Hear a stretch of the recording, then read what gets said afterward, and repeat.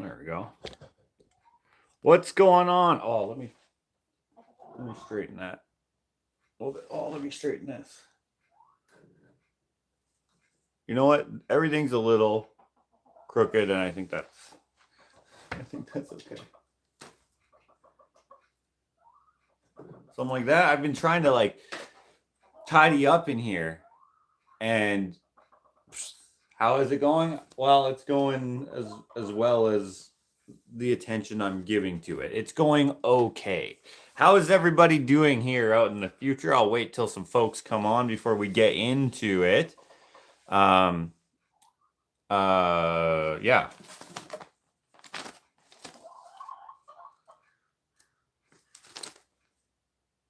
Patty G found this and perhaps stepped on it, or maybe I stepped on it. This is my new, you're seeing it backwards, but this is my, Freddie, hello. This is my new,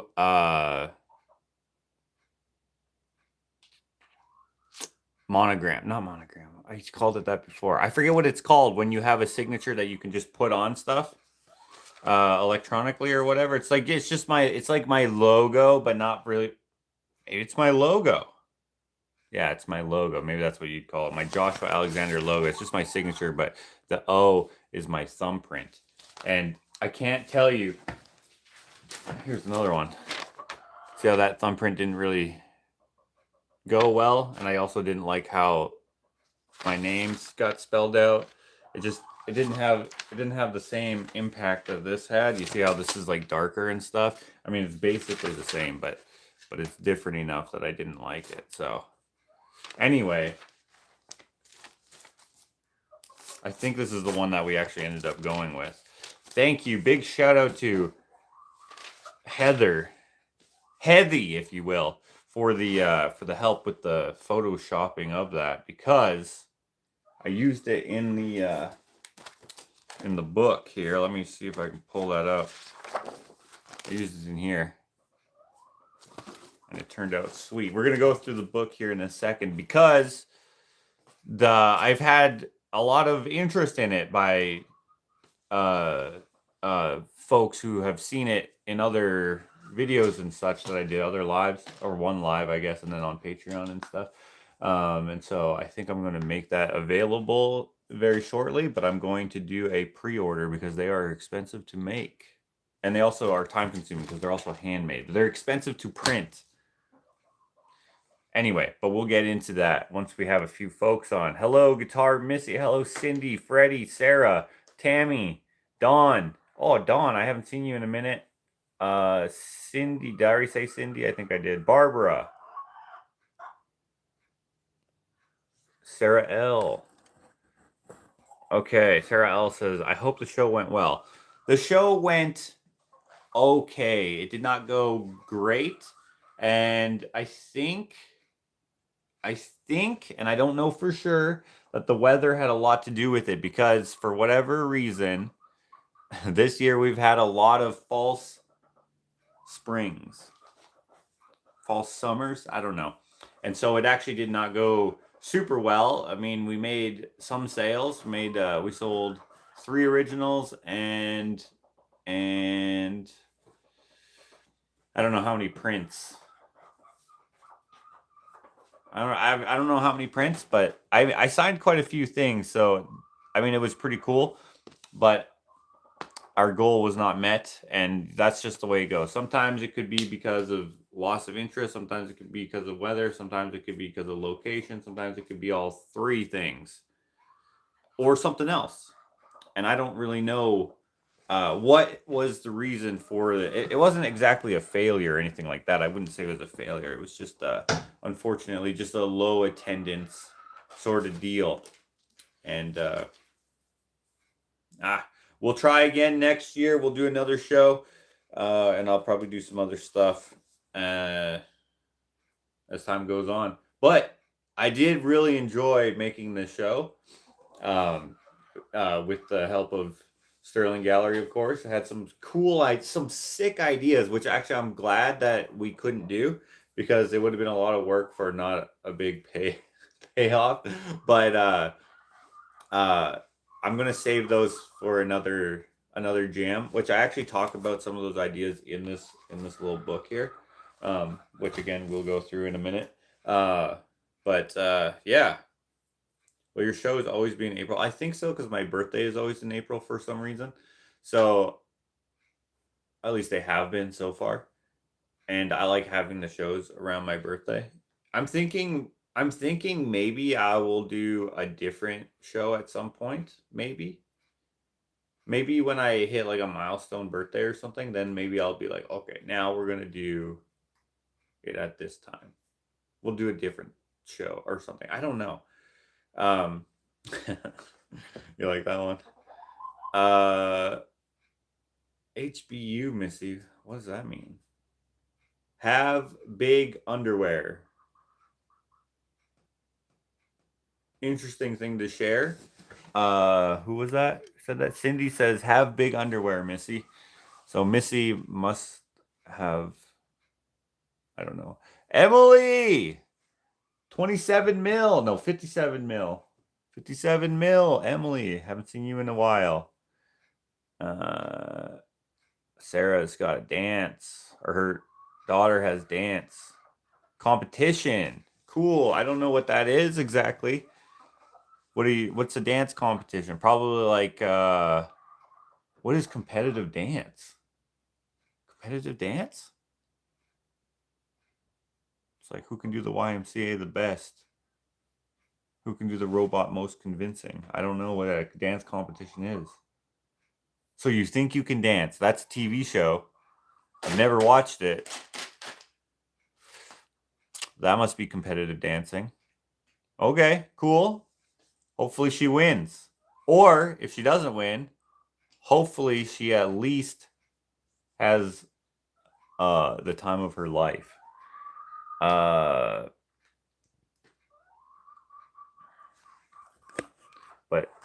anyways, we are falling down here. Here we go. She competes a tap dance routine against other kids her age. She is up for a crown title this year. So excited. Tap dancing. Okay. Like tap dancing like that.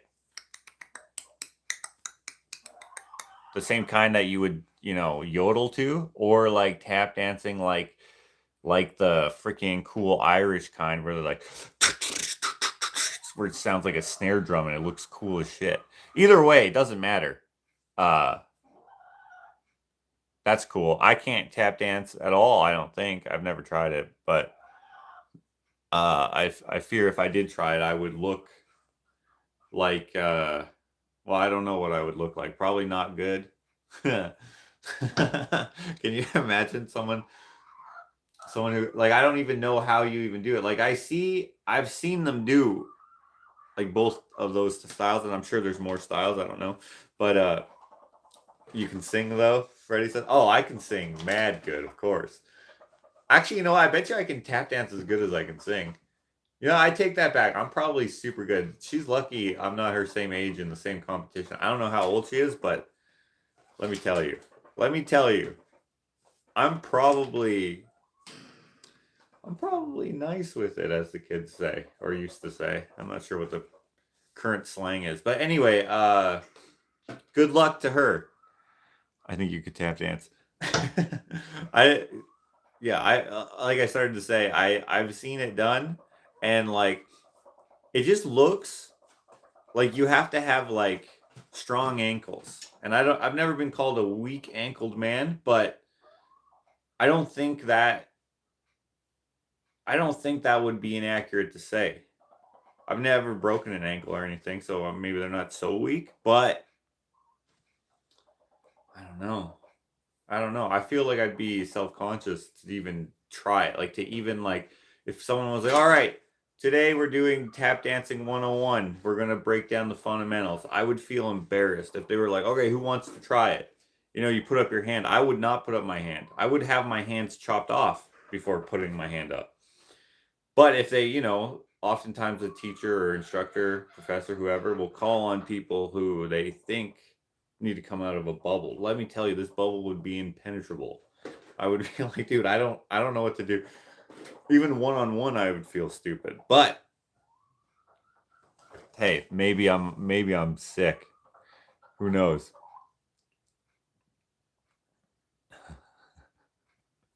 That's funny.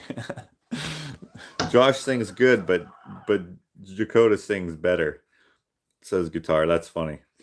For anyone who's new or has no idea, yeah, no, we cannot sing worth a damn. Hello, Tracy. She says, I'm late arriving, so I'm watching at double speed until I catch up. Oh, okay. I lost my job 2 weeks ago, so I'm having a hard time. Oh, shit, Emily. Maybe that's why I haven't seen you in a while. 57 mil. At least you have that to fall back on. That's an inside joke if you're part of Patreon. You would know that. I'm sure that's you, right, Emily? That's you? 57 mil? For a second now, I'm like, wait, is that someone else? And now I'm just making fun of you losing your job, which, of course, I'm not doing. That sucks a lot. But I was just hoping to make you laugh. And now if you're a different person, which I'm sure you're not, then that just seems insensitive. Is Gramps still around? He was going to be, but he has this dang thing called a human body, and he had to go to the doctor. So he had to leave. But he didn't leave without being inspired by yours truly. He's getting the same sander as me. So there we go.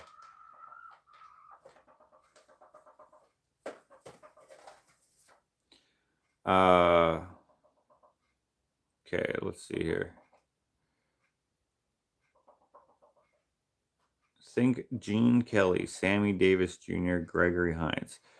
Let me tell you something, Sarah. I don't know. I know those names. Hold on. I know Sammy Davis Jr. I don't know Gene. Actually, I think I do know Gene Kelly. Gregory Hines. You know what? I think I know all three of those names. Have not seen them tap dance. Yes, he can sing. You are so right. There we go. Except that I'm not ushering anymore. Yes. Okay. You are the same person. Of course you are. With her being special needs, these accomplishments mean so much more. Oh, shit. Now I'm just making fun of a special needs person. I'm sorry about that. I hope you know that I was just, it was in jest for fun. But I really do wish her good luck, and I hope she wins. But at the very least, like I said, I hope she has the time of her life. That's clogging. Wait, aren't these clogs? Is this what you use for that? Okay, tap dancing in these. Incredible, because these are very hard to walk in. Of course, these are like 18 sizes too big. I have size 10 feet. These are size of a billion. Which this is a crazy fact, guys. I did not know I had size 10 feet. And I don't know why or how this started. Okay. The shoes that I'm wearing right now. Okay. These ones, these bad boys. Oh, look at these ankles. See, speaking about ankles, look at these. Do these look like weak ankles? I don't know. But anyway, these shoes, Dakota gave them to me because they didn't fit him right. And I was like, all right. And when I first wore them, they were too big for me. But now they fit perfect. Okay? But they fit better on my left foot than on my right foot. And I found out just a couple weeks ago that my right foot is like this much shorter. Actually, a couple months ago. This much shorter than my left foot, which is crazy. I found that out because I was in the steam room at the rec center and they have like those grids, tiles. And I put my heels against the thing there and I was like, what the heck? Why is my toes not matching up? And then I was like, wait a second, my foot is tiny. So probably my right foot is a size 9. But listen to this. Probably other people have had this, but my toes, instead of being straight like this, they're like this. Okay? Now they're like more like this. But they were like this for like most of my adult life. And I don't know where this started, but I started wearing shoes that were too small for me. So like I bound my foot unintentionally and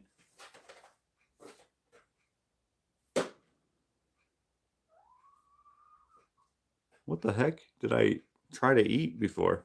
I started wearing these shoes and now my toes are like straightened out, and these shoes fit normal now. And now when I try on my old shoes, they don't fit at all. They're like, I have to scrunch my feet up. I don't know how the heck this happened. I don't know why, like, cause like, growing up, I got shoes that fit. Actually, shoes that were too big most of the time. When you're growing, to save money, your mom might buy you shoes that are, a size or two too big so you can grow into them, especially during like the rapid growing time of your life. Probably, I don't know what grades those are, maybe grade 3 to 5. And then you probably stop growing as fast until you have your next growth spurt, and maybe in grade 7 or something. I don't know. I don't know how growth spurts work, and it's probably different. Anyways, that's crazy to me. Why did I start talking about that? Because these are too big. Maybe I should start wearing those, then I'll have giant feet.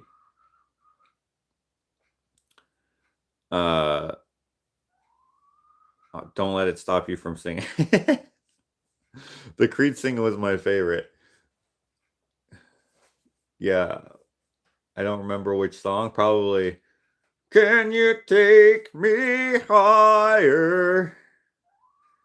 Yeah. Great band. I don't know why people don't like them. Also don't like that people don't like, or I also don't get that people don't like Nickelback. You're insane. Mike and Ike in the house. What's going on? Hey, Josh, I got my art. Sorry I haven't been on in a while to let you know. Hey, no worries. I don't remember what I sent you, though. Oh, it was for the 12 Days of Christmas, right? I don't remember what you picked, but I'm glad you got it, and I hope you like it. Actually, I meant it, Josh. You really do sing better than Chakota. Oh, I probably sing better than Chakota, but that's like saying that's like saying nails on a chalkboard sound better than a squeaky violin, or vice versa. Yes, sir. I'm glad I at least have that to laugh about. Okay, good. I'm glad. Stop teasing us, Josh. You have a nice ankle. Josh, you need to get a copy of Singing in the Rain and get your dancing fix. Hey, Singing in the Rain? Yeah, I've heard of that film, right? It's a film? Josh, already read that. Ronnie's here. Hello. Hello, Ronnie. How you doing? Hammer Toes. Is that what that's called? Thanks for the card also, Josh. Who are the guys on the card? Oh, you don't watch my vlog. Well, if you watched my vlog, you would know. So let me fill you in. I can't remember which vlog it was. I think it's in the TP trailer rebuild series, camper series. I don't remember what I called it. The brand name is TP. And anyways, it would probably be one of the last videos in there. I went and took it for a spin to my friend Jarrett's wedding. And in that vlog, there was 2 dudes, the guys on the right. I thought they were brothers.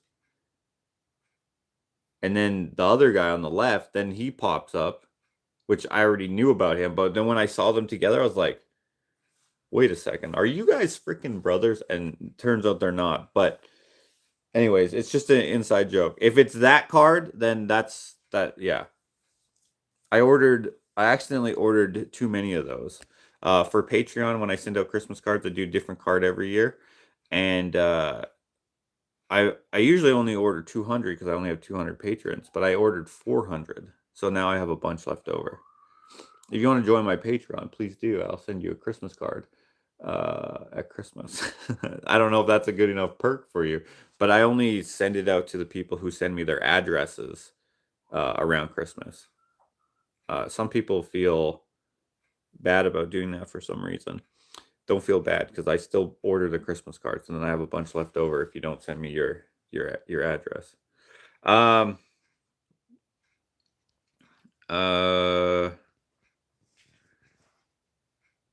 You have chickens inside still? Snow around? Wait, you have chickens inside. Still snow around? I don't know how you read. These ones are the little birds, if you will. And since we only have not only have new birds, but mostly have new birds, they will hurt these chickens too badly. And then we have a rooster who will boink the heck out of them, and they will probably get hurt. So I actually have a project in mind that I'm going to do to create a space for them that is, will be good for them. Hopefully I'll be able to do that within the next little while here. I picked the colorful Roo print. Big colorful Roo. Dakota was singing Monday. LOL. Hey, there you go. Like Pokemon, can't catch them all. Hey, did you guys find the Pokemon card? I know where it is on Dakota's Madness Monday. If you don't follow my brother, this won't make any sense. But if you do and you watch this Monday Madness show, he has like an interactive show that he does every Monday. And there's one of his challenges is to find the Pokemon card that he hides somewhere in the background of his shot. And I found it the other day.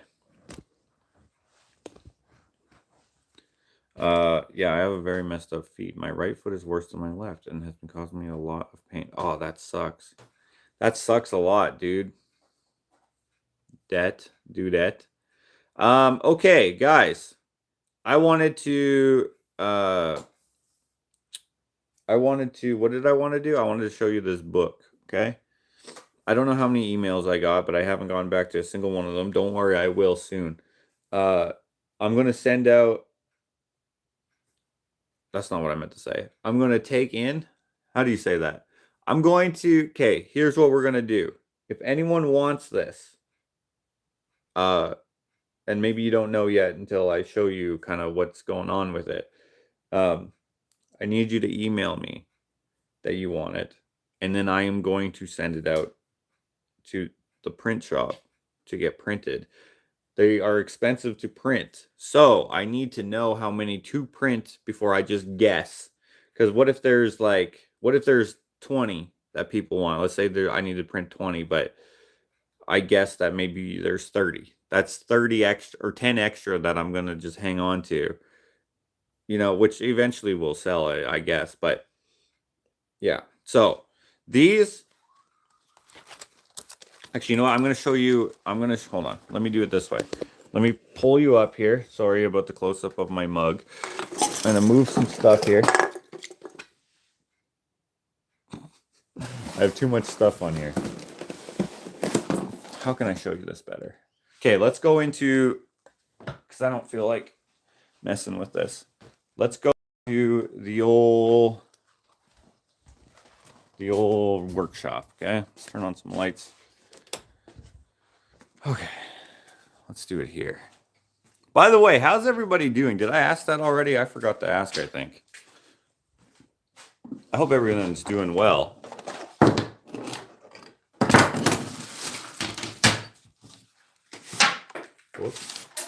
Whoops. Let me just sweep this off a little bit.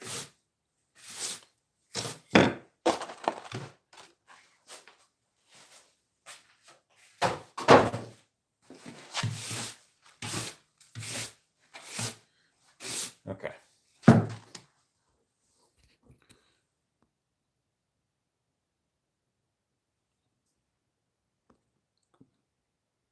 I'm trudging along best I can. Rest in peace to your father, Freddie.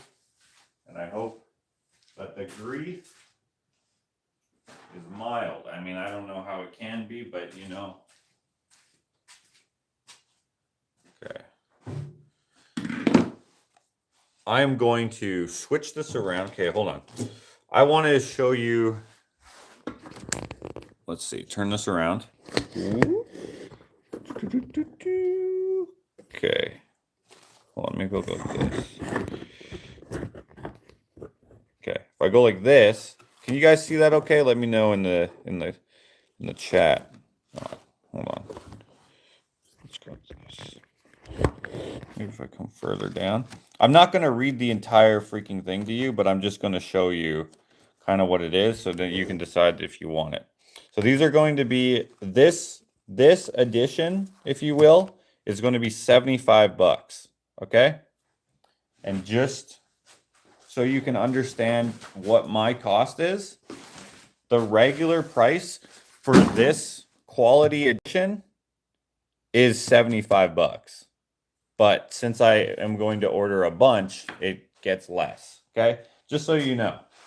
The regular priced one, if I can do the regular one, when I'm gonna try to get, and I'll explain it as we're going through. I'm gonna try to get a high. This is economy printing. Okay, so it's the lowest. It's still a good quality ink, but it's the lowest resolution that you can still have.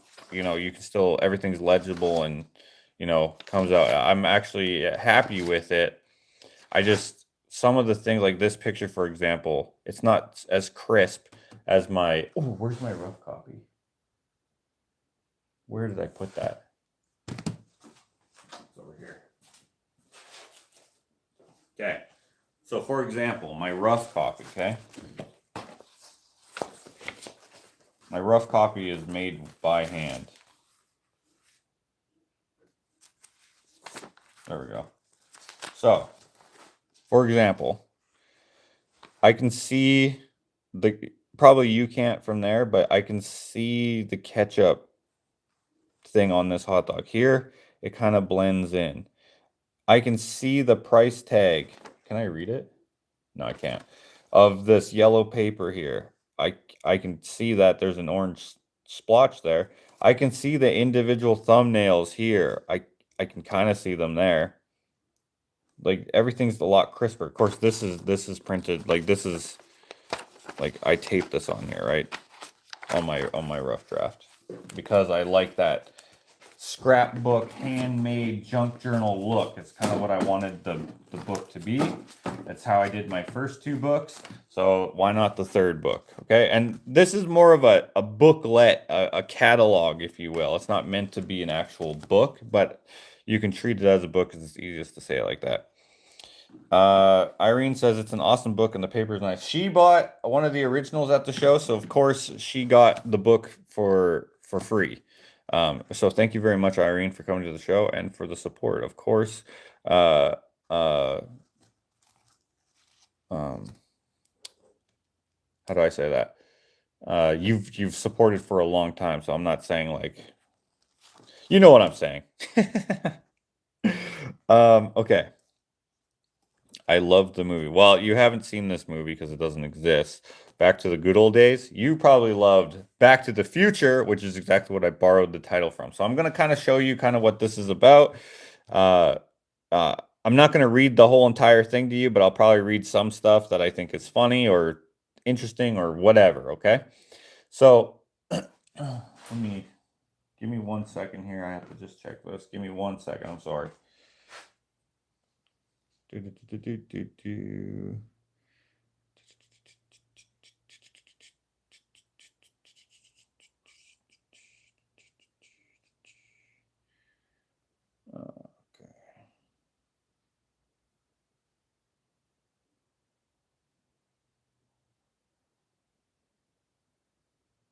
Aha.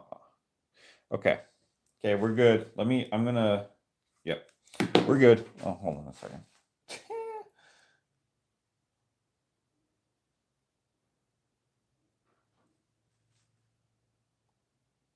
Okay, now we're good. I promise you we're good now. But anyways, Irene says the paper is nice. Yeah, it is nice. I'm gonna seek a way to do just a little bit better printing so that the resolution is a little higher. But this is like pretty good. And for the price, it's like, we can't argue too much about that. But I just want to be upfront about that is all. Because the good edition, if you will, I don't know if you could call it that. That's a little unfair to this one. Will be probably double the price, but it'll also cost me more, of course, too. Anyways, so let's get into it. Back to the Good Old Days, a nostalgic art show. Finger paintings featuring pop culture memories from the 80s and 90s. Now, this is very reminiscent of, and let me pull it up, of the Back to the Future promotional material and covers. So, for example, here we have obviously the title. This is the first one, so it doesn't have the numerals next to it. This is 2026.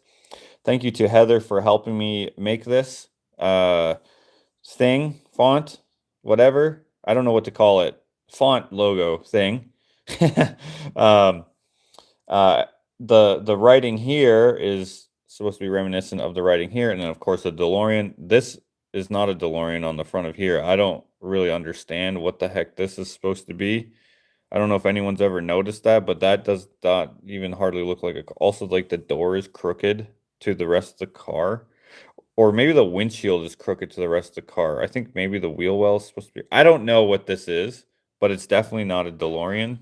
But we'll call it a DeLorean because the DeLorean's in the movie. I don't know if they painted this like before they knew what car was going to be in there, or they were trying to keep the car secret. I'm not sure.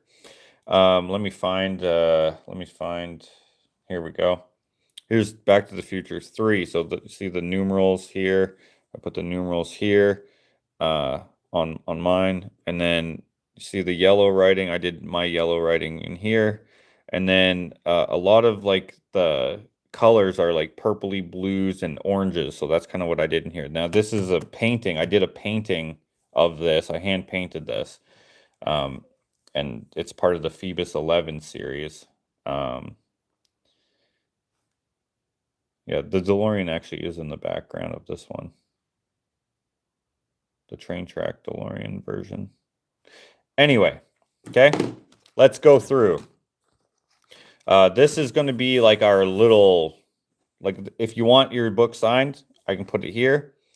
We have a Bible verse here, Ezekiel 4:15. We can also sign here.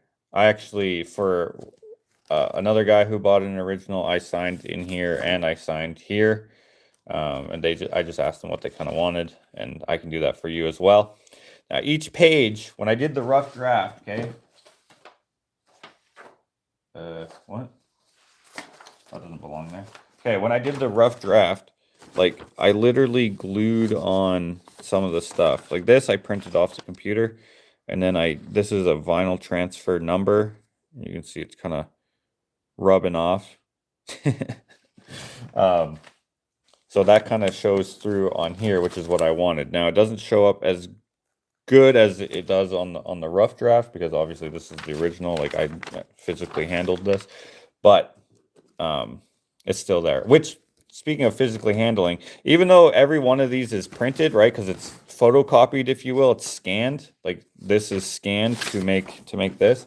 Every single book has a hand touch. Like this is physically glued on there by me. This is not a printed page. I made this page. So each book, if that matters to you, has a personal touch to it, besides me just putting it together in the coily thing.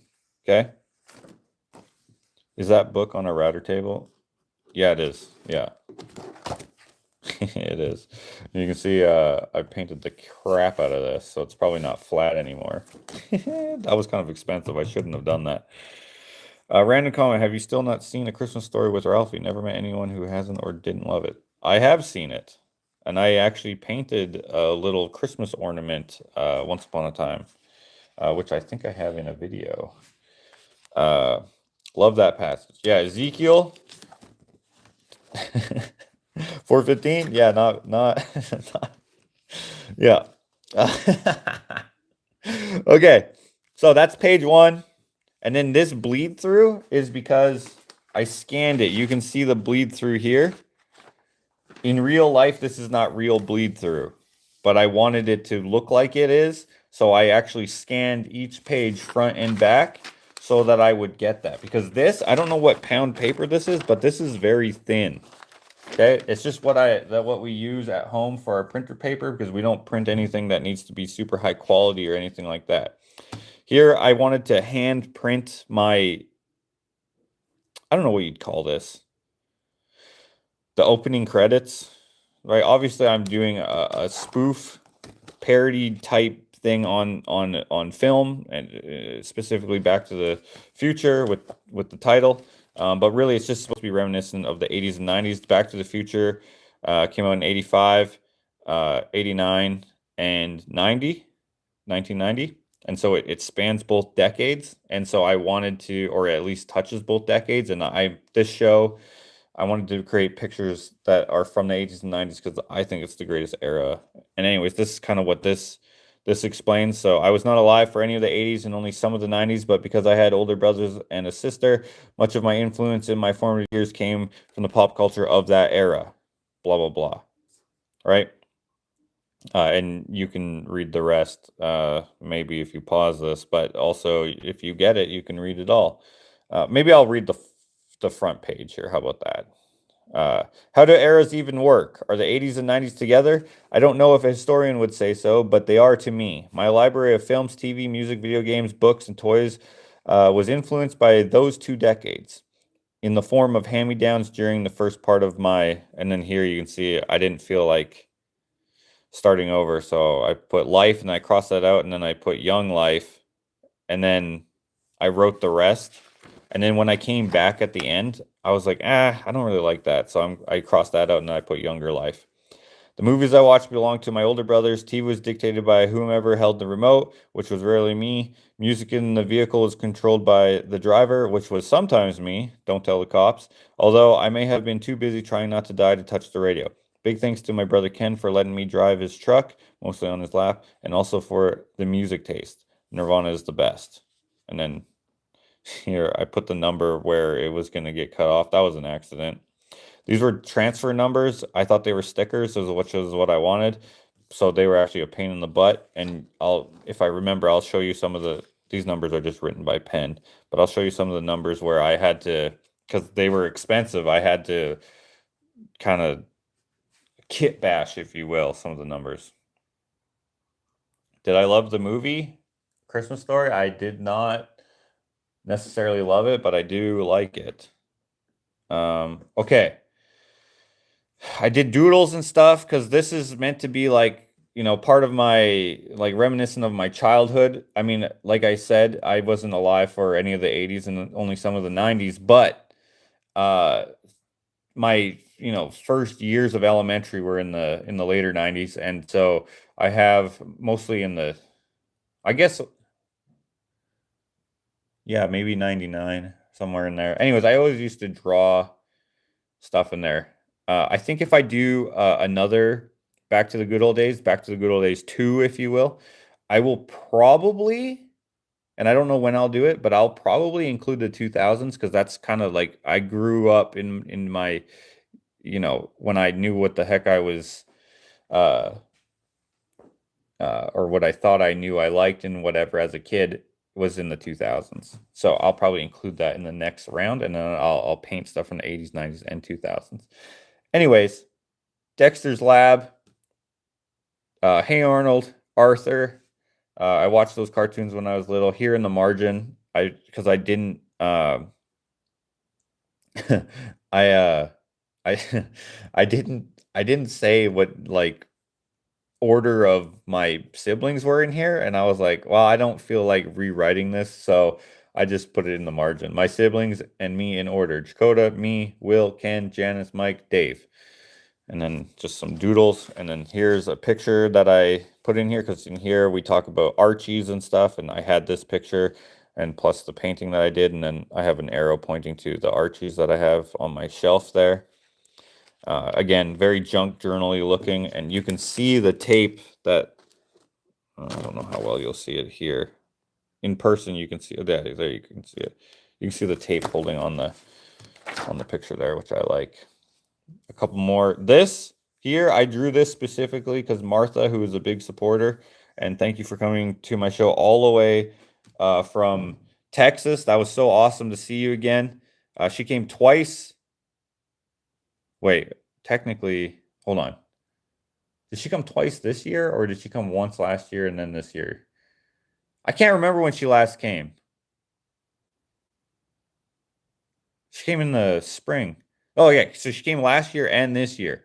So that was so awesome of you. Thank you so much for coming and visiting. It's nice to meet people who like my work. And anyways, she said she suggested that I paint a Pac-Man painting. And there's like a lot of intellectual property things and stuff like that. And you can get in trouble for painting things like that. I mean, lots of the stuff is parody, which is technically, protected under copyright law, but anyway, that's not the reason why I didn't paint him. I just ran out of time, so I just included him here on this page. Pac-Man, and then here I say, fun fact, Pac-Man has Pac-Man eyes, and then I have one of the Pac-Man ghosts or whatever. I have a Lego Man in here. This is what the cover was going to look like. If you're on my Patreon, we do builds of the month, and the build of the month for May, or for, sorry, it's May now. For April, actually, I think for March, I think we wrote some of this, and I did my rough draft on the computer, which is funny because it would have been so easy to do this on the computer. But anyway, my rough draft also doesn't have all this stuff in there, but it has some of it. Anyway, this is what the cover was going to look like, which this is like those free to use like backgrounds or whatever. That's, I combined two of them, and then part of one of my paintings, and then the logo that Heather made. And then I just wasn't satisfied with it, and so I ended up painting a full cover instead, which I used for some of the promotional material. And here I show one of the flyers that I made, which I didn't put the location on there. And everyone that I sent this to, not everyone, but lots of the people I sent this to, they were like, hey, where is this? And I'm like, well, even though it has the logo there, it doesn't say which location or anything. So I was like, yeah, that's dumb. Now I have to make people look it up. So I ended up, which I put here, I show it. I ended up putting the West Edmonton Mall, Sterling Gallery, whatever, and then the same time and stuff. Anyways, we have that's our opening credits, if you will. And then we get into the actual show here. And here you can see more of the bleed through. Now in real life, it probably, because I scanned this, like, it's not a double-sided scanner, I had to flip it. So if you held it up to the light, it might not match up exactly, but most of them do. I just know that some of them don't. But anyways, the illusion is there. It's pretty cool. I wrote a lot of stuff in pen, and mostly to communicate the different pictures. Here I didn't have any room to do that, but where I had room, I would pen in the captions, if you will, the anecdotes, and the titles of the pictures. Here's some work in progress pictures. So I didn't feel the need to fit it in there somewhere. I could have, I suppose, but I didn't. I was still figuring out how to use which I even say here, PS, I'm still trying to figure out this 80s typewriter. I have older typewriters, but since I wanted to stay with the era, I went and bought an 80s typewriter from a person who had they said they cleaned out their garage and put it all in their house because they were doing renovations in the garage, but I think they were just a hoarder, which is totally fine with me. But I went into their house through like this narrow passage, and I freaking loved it. I wasn't worried that they were going to murder me because they were a lady, but if they were a dude, I might have been like, hey, how about you just go get the typewriter and I will wait outside. But anyway, typewriter worked great. It didn't work great in her, I think it was the kitchen. I want to say it was a kitchen, but there wasn't very much to really give me a clue except for that it was where a kitchen might be. Everything was piled with stuff. And then she had a stool in the one small space in there with the typewriter on it. And it didn't work that well in there. It kept making this noise. But as I started using it, that noise went away. And I was like, oh, okay, I guess it just needed to stretch its legs. Anyway, moving on. Here you can see I hand penned in after I typed it. So what I ended up doing is I had the pictures printed out. I would measure what they were supposed to be. Originally, now I could show you, I have a lot of screw ups, and I don't know what I'm going to do with the screw up pages just yet, but I kind of want to do something with them. But the automatic ching, when you're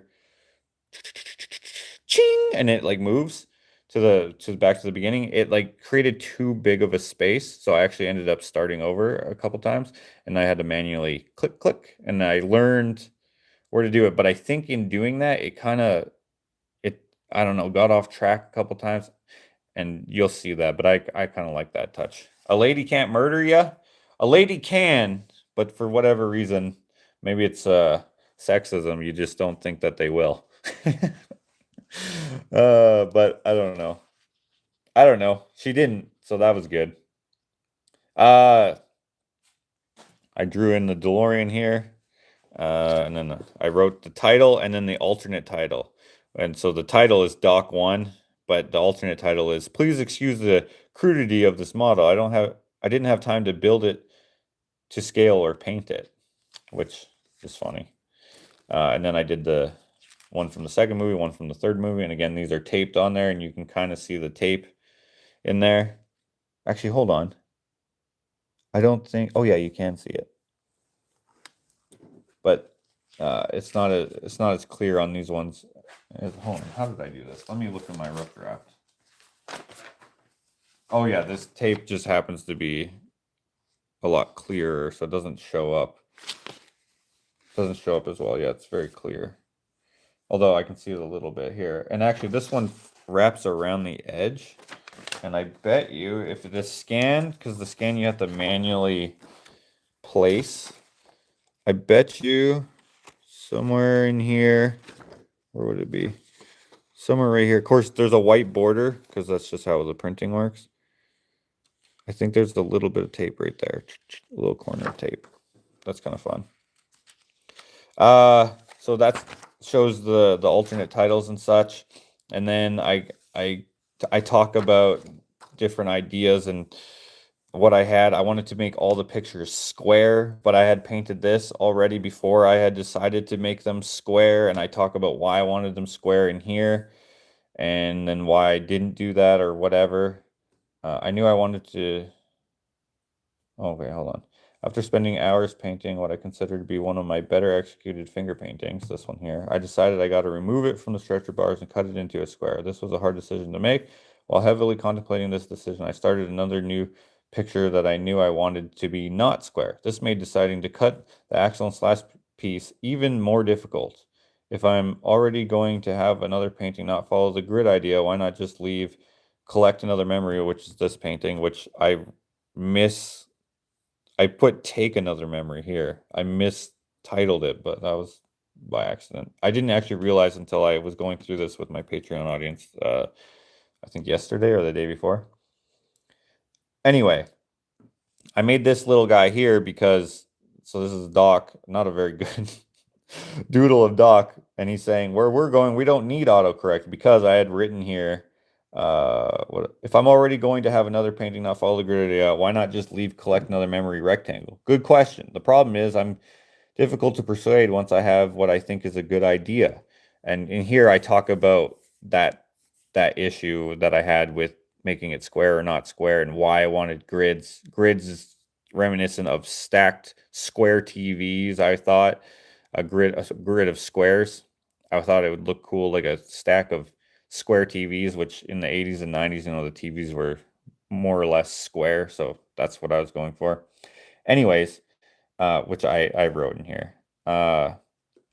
Writing this all with a typewriter is a good idea. So there's a bit of sarcasm. As you can see, it's going perfectly, LOL. And you can see all the whiteout and stuff that I have in here, up here. And maybe you can't see it on camera, but when you get the book, you'll see it. And then so where I put a speech bubble, I said, where we're going, we don't need autocorrect, which a computer would obviously do for you. And then here I did some TV doodles up here in a studio shot, and then a couple of the paintings. Here's the finish. Here's a work in progress, which is what I was going to use for the other cover. So this is the painting. Here it's finished with the details in the back and stuff. And then I talk about the logo here, and I got ink from this. Like when I handled this, it was still wet, and then when I taped it on there, I got black ink on my finger, so you can see my fingerprint in there. And then this is written on the computer or typed on the computer. You can see the bleed through of what's on the other side, which I think is fun. And the reason why this is on the computer and not on the typewriter is because this is not really part of the show. It just explains this series, because I decided to add to this series, the Phoebus 11 series. So it goes back in there. I felt like if I typed that out on the typewriter, it kind of doesn't look separate, but this looks separate. So I went with that. Talk about the mission patches, talk about why I have Hans as our third astronaut, whereas in the first one I had Uncle Mike. So I kind of do a little bit of history, if you will, with that series and what came up of it. Here's the duck. If you guys recall, those of you who are longtime viewers will know who Uncle Mike is in the duck on the Mars mission. Unfortunately, you can't read Mars mission here, but here you can read Pluto mission, and I talk about why this is a Pluto mission patch. I think I talk about, I mean, it's probably, you can ascertain why I went with Mars mission patch here, because the duck on Mars, whatever. Here I go with Pluto, and I talk about why Pluto, and then I put some of the script that you can find online, which you can't really read in here too well, unfortunately, but I'd say that you can look it up. But with the higher resolution, I think I will be able to, I think you'll be able to read that, because on my rough draft, you can read it. And then here's the Artemis missions. I talked about, like, maybe the third astronaut would be called Artemis, but I went with Hans because, if you're aware, he passed away and he was our good friend, and I wanted to honor him in a way. And so here he is at my 2024 show where I unveiled the Phoebus 11 series. Here's my little leg week astronaut guy, and here he is with the, I didn't release very much footage from that show at all, and maybe I will at some point, but I just haven't. Anyways, this is a still from the video where he's goofing off as he was. He was just such a jokester, and he was just a great dude. And I had spoken to him literally about this book, like a week before, something like that. Maybe a little longer, maybe a little less. I can't remember.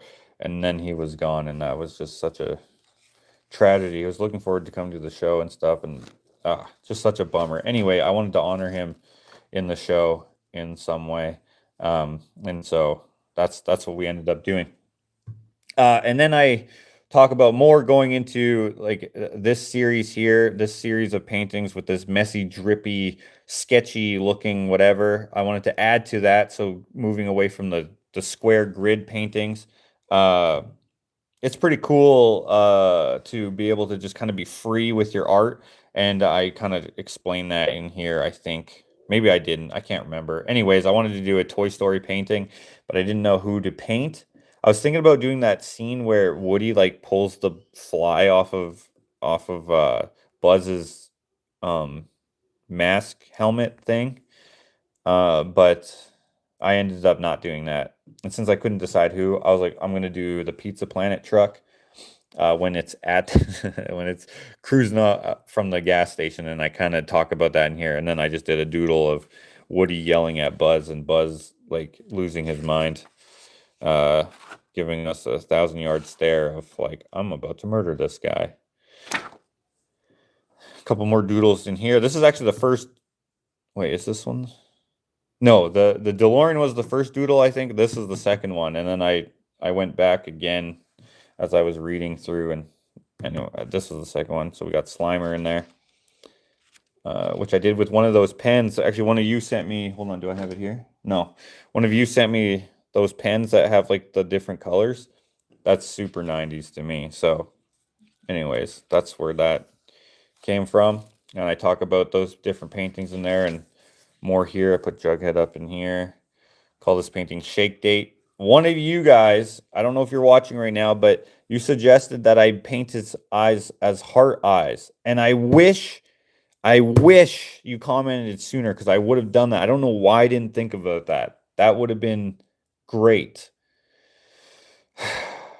So I'm kind of bummed that I didn't think about that. But anyways, I talked about that. I couldn't decide where to paint his eyes. So here you can see the work in progress where his eyes are blank. You may have seen some of those shorts that I did. And then here you can obviously see it done. Someone suggested heart eyes, unfortunately too late. And I couldn't remember who it was. Otherwise, I would have put your name in here. But anyways, you're there in some sort of fashion anyway. I talked about, I was thinking about painting Jughead, so that's why I drew Jughead up here, sleeping, lazing.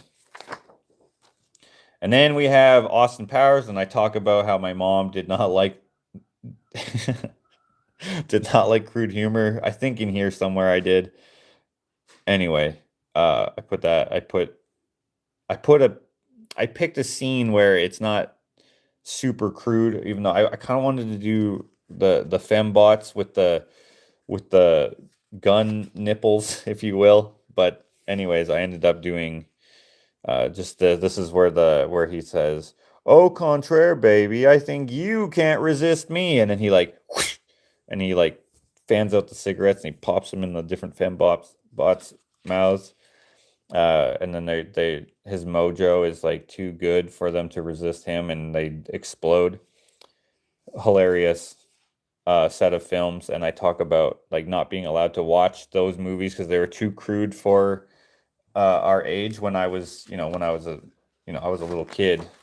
In here, I talk about like having, uh, like Archie was my main reading material, kind of taught me to read. I don't know if I said those words exactly, I can't remember, but um, I talk about how like I got the comic books from my brother Ken, and I still have them back there.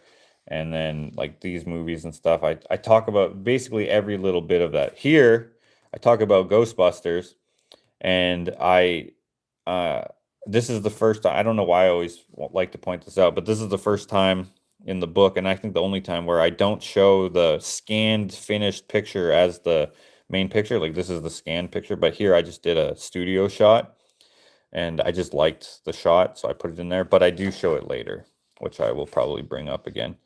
You can see here like the numbers or didn't rub on perfectly. Uh, Here way less so, 35. Talk about Jurassic Park. This is visiting that sketchy series again. Talked about that movie, and I'll just read this. My eldest brother, 20 years my senior, Dave, was a truck driver for some time in my elementary school years. During the summer months, I'd often go with him on his shorter hauls up north and back, usually less than 2 days. But that's long enough for a kid to get a little bored, cooped up in the sleeper of a small or of a semi truck. Not to say I didn't enjoy the ride, I absolutely did. Dave was hauling mostly lumber on the trips I tagged along on. I remember the smell of the sawmill, having to take a leak behind the trailer, burning my hand on the smokestack because I somehow mistook it for the handhold, which, holy shit, that hurt so bad. I can still remember it. I just like grabbed it to pull myself up, and it just like vroom.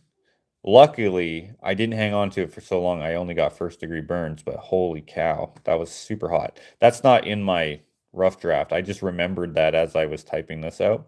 I was like figuring out the placement and stuff.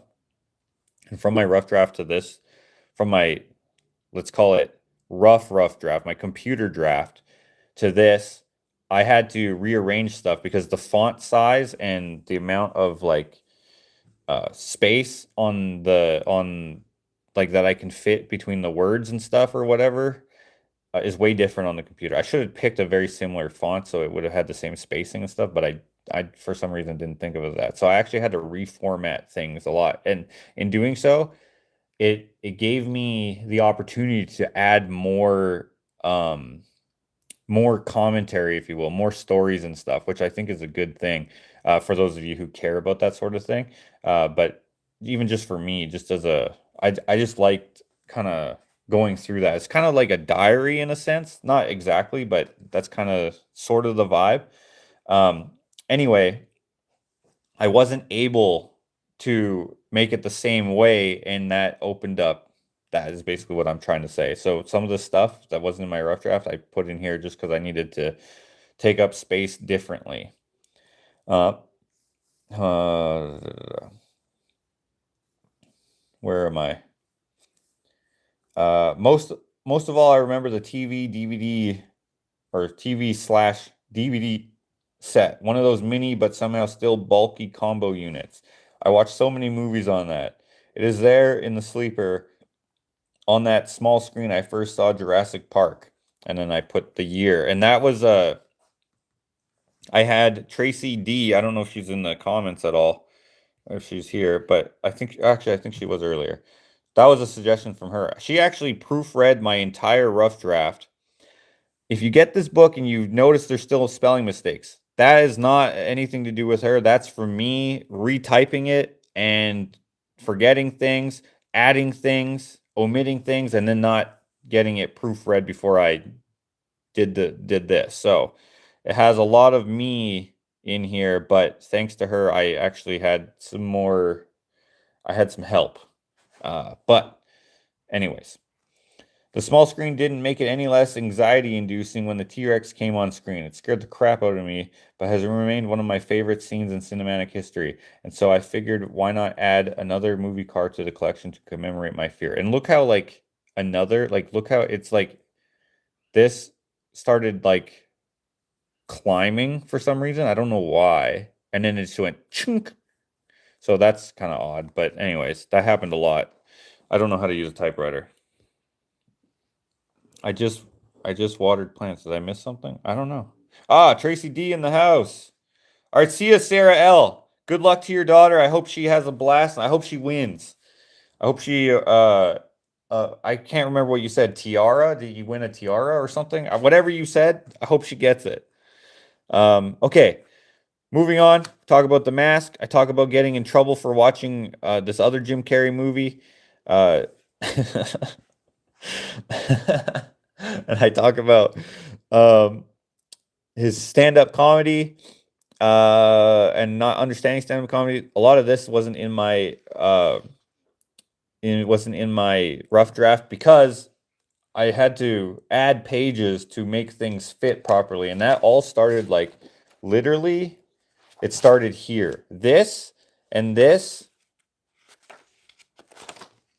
and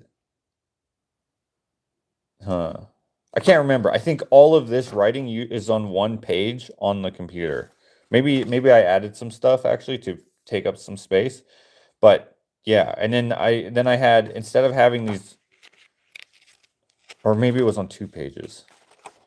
I can't remember. But anyways, it was different for sure. But here I had to, because I have 1, 2, 3, 4. I have 4 pages talking about this painting kind of and what kind of went into it. So it just didn't fit. But just the way that I decided to, like, I added this and just different thing. It worked out. And I'm glad that it worked out the way this did, because then I was able to add some stuff just because I wanted to use the photos. A lot of stuff was dictated by the photos that I had and took. I wanted to use all these in certain ways. And in the rough draft, I have the pictures in the rough drafts as well on the computer, and they are in different orders. And I think there's actually one more picture in the rough draft. But anyways, it ended up working here, and I talk about some things that I thought was kind of fun. Here I wrote, the Canada Goose on my old TV in the studio is named Jim. He did not have any influence on the decision to paint a Jim Carrey piece. I only put that there because I just realized he was there. And there's another Jim in the studio as well right here. Jim wants to stay. This is Jim the blacksmith, but this is Jim the goose. And this is Jim Carrey. Anyways, I talk about sneaking in to watch certain movies. There were some movies that we were not allowed to watch, and it was mostly, things with crude or sexual humor. We couldn't watch. Anything with violence was mostly okay for us to watch. We were allowed to. We weren't like sheltered from that or whatever. So I talk about that, but some of the more sexualized humor we weren't allowed to watch just because, protecting innocence and such. Here, these 3s are actually backward E's because I ran out of 3s because these. Let me see if I have one here. Give me 1 second. Yes, I have one. Okay, I have lots of leftovers, but here's a new one. So I looked at this and I was like, oh, okay, it has a lot of letters, but it also says it has numbers here, right? I didn't see rub on letters and numbers. I thought these were stickers. I didn't even read this. I just was like, okay, that's about the right size. ABC 1, 2, 3. Look at all these letters. Obviously, it has a lot of numbers too, but no, it does not. It only has 4 sets of numbers. So here it says it has 1, 1, 2, 2, 3, 3, all the way to 0, all the way to 9, and then 0. And it does that twice. It does it here, and then it does it down here somewhere. So I ran out. So I used E's. And this 6 is actually a 5 with I don't know, probably part of an O or something. So yeah. Thank you so much. She heard you and she appreciates the show. Oh, heck yeah. I missed a bit. My net crapped out. Oh, sorry. What's buffering? Hold on. Oh no, I can't have any better. I'm connected to my data, so I can't get any better than that. Uh, and then I talk about like why I painted the mask. These are shown in the order that they were finished, not necessarily the order that they were started, although some of them, of course, are. I started this first, but I had leftover paint on my hands, and so I painted another canvas yellow. And since it was yellow, I was like, oh, I'm gonna paint the mask because he wears a yellow suit, something like that. But I finished it first because I could execute. It was easier to execute. This one took a while longer. I did make a video of me painting that as advertising for the show. Then I painted the Nazi dude who gets his face melted. One of my favorite scenes. And I've said this before when I've shown this book before, but I wanted to. I wish I could paint his or draw his mouth red, but I somehow didn't. I didn't. I don't know why, but I wish I did. um, Indy, love it. Curious why you picked that scene. Well, Irene, you are the owner of the original, so I will tell you. I picked that scene because, okay, when I was, I wish I remembered how old I was. I'm gonna say I was, I'm gonna say I was in grade 1 or grade 2 when I watched this movie. Okay, I watched all of them. My brother Dave owned these on, I think maybe it would have been DVD. Um, I'm pretty sure. Maybe VHS, but I can't recall. Okay. Anyway, Dave, my brother Dave, like we were watching cartoon movies mostly, right? We watched what we called real people movies as well, live action, but we our personal movie collection, Dakota and I, were mostly cartoons, but we also had like Jack Frost and like, those types of movies. I don't know why I'm thinking of Jack Frost and nothing else. But anyway, Indiana Jones is one of those movies that's like it's an important film, if you will. And maybe not everyone has that opinion, but I do. And Dave does. And he was like, "You should watch these movies because they're not catered to children, so they're just a better cinematic experience." And we loved watching movies, and that could just be because we were kids and people in general, but kids especially like screen time. Anyway, he puts on this movie, and it's kind of like the opening. It's not exactly the opening scene, but it's like the opening. Yeah, it's the opening scene. It's the opening sequence, let's call it. And it was so exciting seeing him like go through the maze of like booby traps and stuff. I was like, holy cow, I've never seen a movie like this before. Like I saw like the Little Rascals, I guess. And that kind of has like, but it's like that's more fun. This had like consequences. This made me like grip the armrest of the leather chair. I wish I would have wrote that down in here, but I didn't. Uh it was just so fun to see it. And then like that, I think it was these films that were like they weren't the first real people movies that we saw, but like they were like it was like the first time that I at least I can remember where I was like, dude, enough of this kid shit. We need to watch these grown-up movies, you know? And in here I talk about Star Wars as well. And he also showed us Star Wars, and I loved them. Um, anyways, I did not talk about that. What I just said here, Irene. I see you said you haven't read through yet, which read at your leisure. I don't care if you don't read it, by the way. But I do appreciate you having it. But um, yeah, that's the story. I wish I did write that because I kind of like that.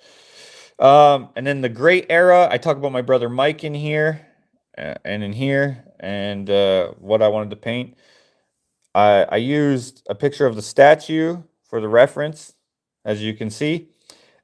And then as I was doing that, and here I wrote, and I didn't include it here, but here I wrote, I was taking pictures for reference, and a guy walking by asked if I'd like him to take the picture. So I said yes and acted like a tourist. Thumbs up to that guy. So here you can see I'm just like awkwardly, like, if you can imagine just this guy watching me, I'm like taking pictures of the statue. And I don't know why he thought like I wanted a picture with the statue, but whatever. He was far away when I was taking pictures of it. And then he's like, do you want me to take the picture? And I was like, I felt stupid for some reason, be like, no, I'm just taking a picture so that I can paint it. I don't know why I felt dumb about that, but I did. So I was like, yeah, sure, thanks. And I gave him my phone, and it even turned off. And he's like, oh, it turned off. And I was going to be, oh, okay, never mind. I don't need you to take a picture of me. But anyway, he was nice enough. So I turned it back on. And then I was just like, and he's like, go a little further back. I go a little further back. He's like, okay, move. He's like, do you want to see the whole statue? And I was like, sure. He's like, okay, move a little bit to the side. I'm like, he's like, okay, perfect. And I just think that's such a funny interaction because, like, I've seen this and I talk about it in the book like 100 times. I don't need a picture with it. I see it every game I go to. I see it. But, anyways, kind of a fun little anecdote, so I included it in there. Okay, let's continue. Macho Man and Mike Tyson. I wanted to add some sports. So obviously we started with Gretzky, and then I did them as well. And these all finished in this order. I didn't actually paint them all together on purpose or anything like that. That's just how they finished. Here I drew a little. This is not a shocker. I said finger man, not shocker. And I talk about I like wrestling and fighting role play. Sometimes in school chapel, I would get bored and act out lively matches with my hands, as in like have two guys like beat each other up, right? While the pastor led a message. Mind you, I sat in the front row, sound effects included, as my right hand kicked the crap out of my left, mostly with flying kicks, so mostly like, whoo! And I would do that in class, or not in class, but in chapel. And I remember this one time, and I didn't include it here because I didn't have enough space to write it, but the pastor like looking at me and being like, hey, knock it off. Like, he didn't say that, but he said it with his eyes. And did I knock it off? Of course I did not. Here, 44, this is made out of 7s and 1s because I ran out of 4s. Here I wrote, fun fact, this story was not in my rough draft. P.S. I know this also looks like a rough draft. Here I talk about my brother crotch chopping a freaking gravel truck driver and saying, suck it, which I think is, like, I was laughing my head off writing this that I had to stop. And this is very candid, so I even wrote, I'm back, composed, as I was saying. And I don't know why this happened, but Tyson, there's like a T and then the Y goes up high and then the S goes back down to normal. I don't know how that happened. I have to look at the keys while I'm typing, so I didn't even see that happen until after I was done.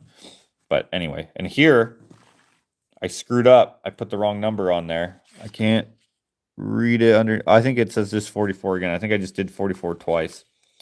So I just covered it with green tape and wrote 45 with a Sharpie.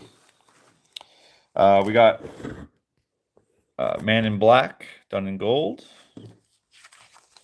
And I talk about liking Johnny Cash, and I like how music by him is still being released. We have a Chuck Norris piece. I even did a Chuck Norris joke up here. Says Chuck Norris can tie his shoes with his feet, which I think is funny. And then I drew Mr. T here, a white Mr. T. I painted the Lego dude with the cracked helmet, and I drew another Lego man down here. Here it says, fun fact, we also had bitch-ass Mega Blocks, which I think is funny. And then here is that scanned print of the No Ghost logo. Here I talk about, if you watch the video, I cracked an egg in my pocket while painting him, and so here I am, not the egg in question, with Millie and one of her eggs. I talked about the Goonies here. The Goonies in Back to the, or not Back to the Future, and Ghostbusters was the most suggested when I asked people, hey, what do you think about films from the 80s and 90s? What's the film you think about? Those two movies were the two top. And so I was thinking about painting the Goonies, but I didn't know what to paint from them. So anyways, I painted another Back to the Future, or God damn it, Ghostbusters piece. And so that's here, shown here. Not that one negates the other. I think I even say that in here.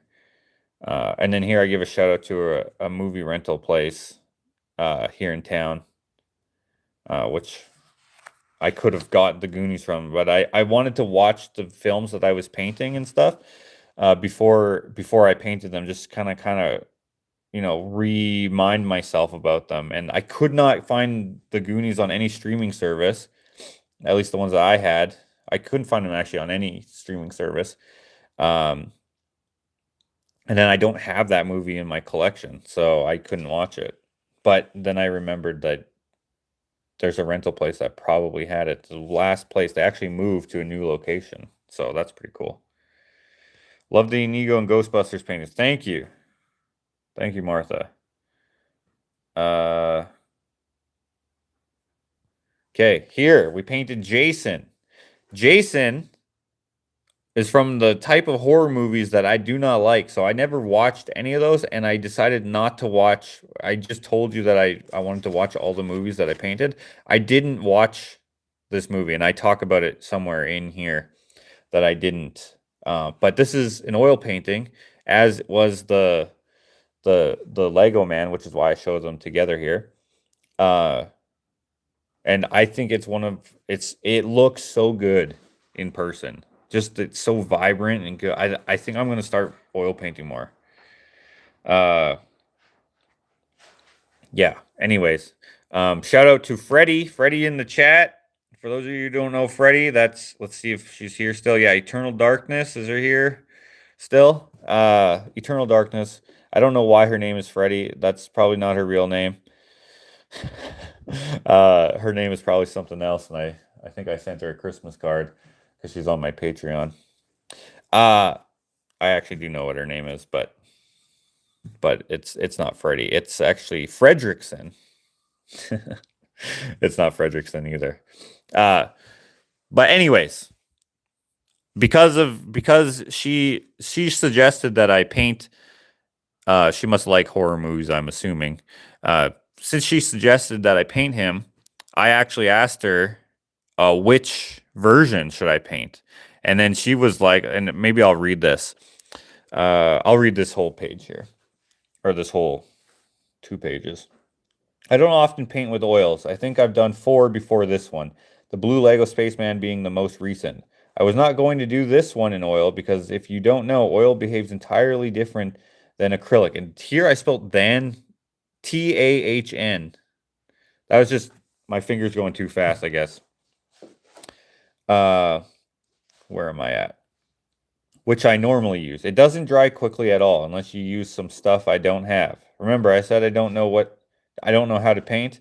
I don't even know what the different supplies are called. Acrylic is easy to fix mistakes with. If I screw up, which I often do, it dries fast. I can paint over it in just a few minutes. Oil smears and blends together when you paint over top of your mistakes. But I like the way it pops. I thought of using brushes for this one because 1, I suck at painting and brushes would give me more finesse. 2, oil paint is toxic. I decided to finger paint anyway. I threw on a glove and did my best. I just had to make sure I had the glove taut, if you will, or else I'd inadvertently touch the canvas where I didn't mean to, thus smearing my previous work. I put the paint on a bit thick for texture. I think it looks nicer for my style than a smoother flat finish when I make most of my pictures. Just had to plan a little better with the oils, less so with the Lego Man as it had less shapes in quotes, less detail. In the end, I think both turned out great and have made using oils a little more appealing for me. And unfortunately, my commas look like periods because my comma button is it doesn't leave a great impression for whatever reason. This is the only painting out of this collection for which I did not consume the source material in full. I don't particularly like horror movies of this kind. However, it was suggested by a longtime supporter of my work, Freddie, and I felt like it would add to the collection. I kind of wish I wrote and we felt like it. I wish I would have said that because I did talk to her about it a little bit here. But oh well. Making it more rounded, having delved into a wider range of the pop culture of the time. I asked Freddie her opinion on which of the Jason films would be best to pull from. And then in quotes here, I wrote, Kane Hodder is the best Jason. Don't watch Jason in Space. And I conflated two quotes, if you will, into one. But anyways, yeah, Kane Hodder is the best Jason. Don't watch Jason in Space. Great. I started watching clips online of the 13th or of the different Kane portrayals and landed on a scene from Friday the 13th, Part 8, 1989. Actually kind of humorous. Maybe I shouldn't write off these horror flicks. And then in here, I penned in. I remember kids at school bragging about not being scared when they watched Freddy vs. Jason. So that would have been one of the films that came out when I was in, I don't know, grade 4 or something, maybe. I don't know when it came out exactly, but I just kind of remember people talking about it. That's how I learned about Jason and Freddy. Pretty sure these are two different Freddys. So I did Freddy and Freddy. So I just drew an arrow. But I drew this because of Freddy. Shout out to Freddy. You're awesome. Okay, next, Smells Like Nirvana. I talk about Kurt Cobain and Nirvana on the Top of the Pops show, where they absolutely butchered their performance on purpose. And so here you can see I depicted him like playing the guitar with like this. He like literally like moved down I guess he's the other way because he's left-handed, but yeah, he was like literally playing like this. Look it up if you haven't seen it. They also changed the lyrics. So I wrote the lyrics in the back: load up on drugs, kill your friends. That's not the actual lyrics. Oh God, hold on, I gotta crack my back here. Leaning over here is like making my back stiff. Okay. Dave, what's up, Dave? Okay. There we go. Okay. What was I saying?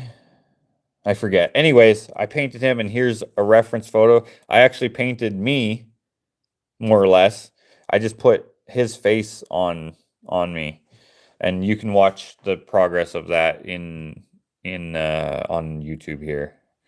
Yeah, and I talk about how I think that like they're my favorite band, and that I think this was a terrible and great performance at the same time. I said, they went 110% to give a big old bird to the industry. Well done.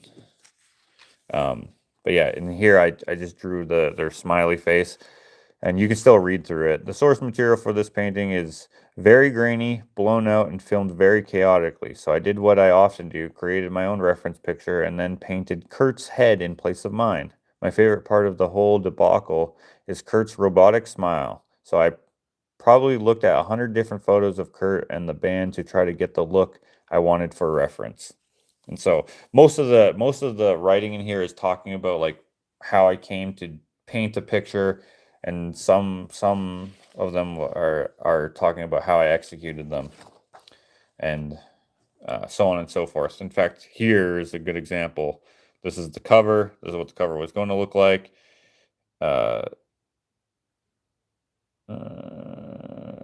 Yeah, this is the painting done. This is it with the graphics. This is what it was going to look like. This is some work in progress of it. I used a toy review video to source reference images for the DeLorean for this painting. And here I had paint on my fingers when I taped these on, so paint on my hands. Before adding the title graphics and other details, such as this going into the future lights. And then here you can see this was page 60, but I had to change it to 59 because I screwed up here. That was an accident. I somehow had a page flipped upside down. And yeah, I had this here and this here by accident, and I was like, whoops, that's not right. I should collect Hot Wheels now, says Dave. Yeah, maybe I will. Then I talk about Phoebus 11 and stuff. I talk about, oh shoot, I accidentally painted one too many pictures. So this is how I was going to display them instead of having them in a grid plus one, because just the wall that I was putting them in, they only had room for 20 pictures, 20 square pictures. The ones that weren't square, I was going to hang just kind of wherever. I didn't care where those were hung, but the square ones I wanted to hang together. And so I ended up having, I ended up having this picture here be like the intro to the show because it's Back to the Future. The show is called Back to the Good Old Days. So it kind of made sense. I decided to paint a square one because I had already painted two, I guess you'd say, rectangle ones. And then, well, technically four with this one, but two rectangle ones in the Phoebus 11 collection. So I wanted to do one more that was square and kind of make everything kind of copacetic and cohesive, if you will. Anyways, I talk about different things in here. I talk about, oh, you can't see it. I wish you could. This didn't come out again. The higher quality printing would probably show it, but you can't see here. I said my friend Josh has the first of the series, the one I painted back in 2012. So I often show him the additional pieces I add. WGJ 1136, no lig week, hey? Was his first thought to me. I immediately felt the missed opportunity because here this license plate says WDJ 1136, and I talk about why it's WDJ 1136 somewhere in the book. The license plate is a joke for Dakota WDJ 1136. Literally, only we know what it means. I will let you in on it for the sake of quelling your curiosity. How come I can't say that word, but I know what it means in my head, and I knew to put it in there, obviously. Or maybe Tracy D put that in there to make things more concise. I can't remember. Anyway, unfortunately, you can't really read them here, but I addressed that later. But back here, I have his initials, Josh's initials in the stars here. Here I am taking apart the Axl Rose piece. And then here, though, we zoomed in, and I added this page because this page was initially supposed to be blank. But here, you see how I said I used the toy review video as a source reference for the DeLorean for this painting? Yeah, that's because I had glued all of these pictures onto here because I somehow had the pages mixed up. And so I wrote all the shit on there, and yeah, I didn't know what to do because I didn't want to retype this all out because I didn't have all this. I didn't want to retape these on, and because I just was, I don't know. I guess I was getting lazy by this point, and to make all this space in here perfect and stuff, it was just a pain in the butt. So I ended up just keeping it. And then there was obviously all this extra space on there. And so I was like, well, I'm going to cover that up. I'm just going to glue a piece of paper on there. But I ran out of white paper because I screwed up so much in this book. So I had to type on yellow paper. Here that says, this still works here. I used the toy review video to source reference for the DeLorean for this painting. So that's kind of some insider scoop. But I did type out here, well, I screwed up so many times I ran out of white paper. It's probably obvious I'm not good with this typewriter. Turns out I'm not so good with keeping... Oh, I forgot to put a space there. With keeping an order of these pages either. I mixed up pages 59 and 62 by having the 59/60 leaf flipped the wrong way. Green tape saved the day for the numbers, but I had already scrawled descriptions on this page, which I had initially planned to keep blank. I'm not sure green tape is the way to fix that problem, so I pivoted. On 61, which is on the other side of this being 62, I talked about the two license plates, but to fit everything on one page, the photos are a little small and potentially hard to see without some eye strain. So because of my screw up and reluctance to just retype 61 due to the more complex photo placement, We get to see a more close-up view of the two license plate details. Serendipity, which I wrote serendipity a lot in this book. This, unfortunately, is hard to see here on this print, which that kind of sucks, but oh well. I was bummed there wasn't enough room for close-up shots as it was the initial plan. P.S. Everything you read, typed, I have in brackets, after this was typed out and finished before this. That's right. I was already done. I just needed to tape on the photos and pen the titles and anecdotes to go with said photos. Worked out for the best. I hope that you enjoyed this look behind the curtain. It's a little hard to read because for some reason it scanned fine, but it didn't print it. Well, it's, again, this is economy printing. And here I have a picture of this page, but you can't really read it because, again, the printing. Anyways, moving on. Here is the sign off. And that's it. 26 new paint. And I wrote 26, like 20 and then the number 6. New paintings to add to my catalog. An extremely fun journey down memory lane. One that could have easily kept going. So many more characters, subjects, and objects to consider. I hope you enjoyed what I could include in the collection this time around. Until the next nostalgic collection of painted memories from pop culture of the good old days. ... Then it's just me eating banana bread, working on the actually the rough draft on the computer, and then Joshua Alexander, artist, maker, author, question mark. And then P.S. I just realized that I talked about video games I used to play from back then, which are in the yellow pages here. I talked about video games. Let's see. I only played as far as PS2 in terms of video game evolution. I started with NES. I think it was my brother Mike who bought that system, blah, blah, blah.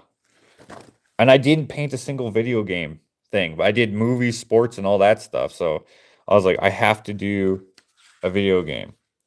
I just realized that I talked about video games I used to play from back then, but I didn't represent any video games in the collection. I don't have any room for any more squares.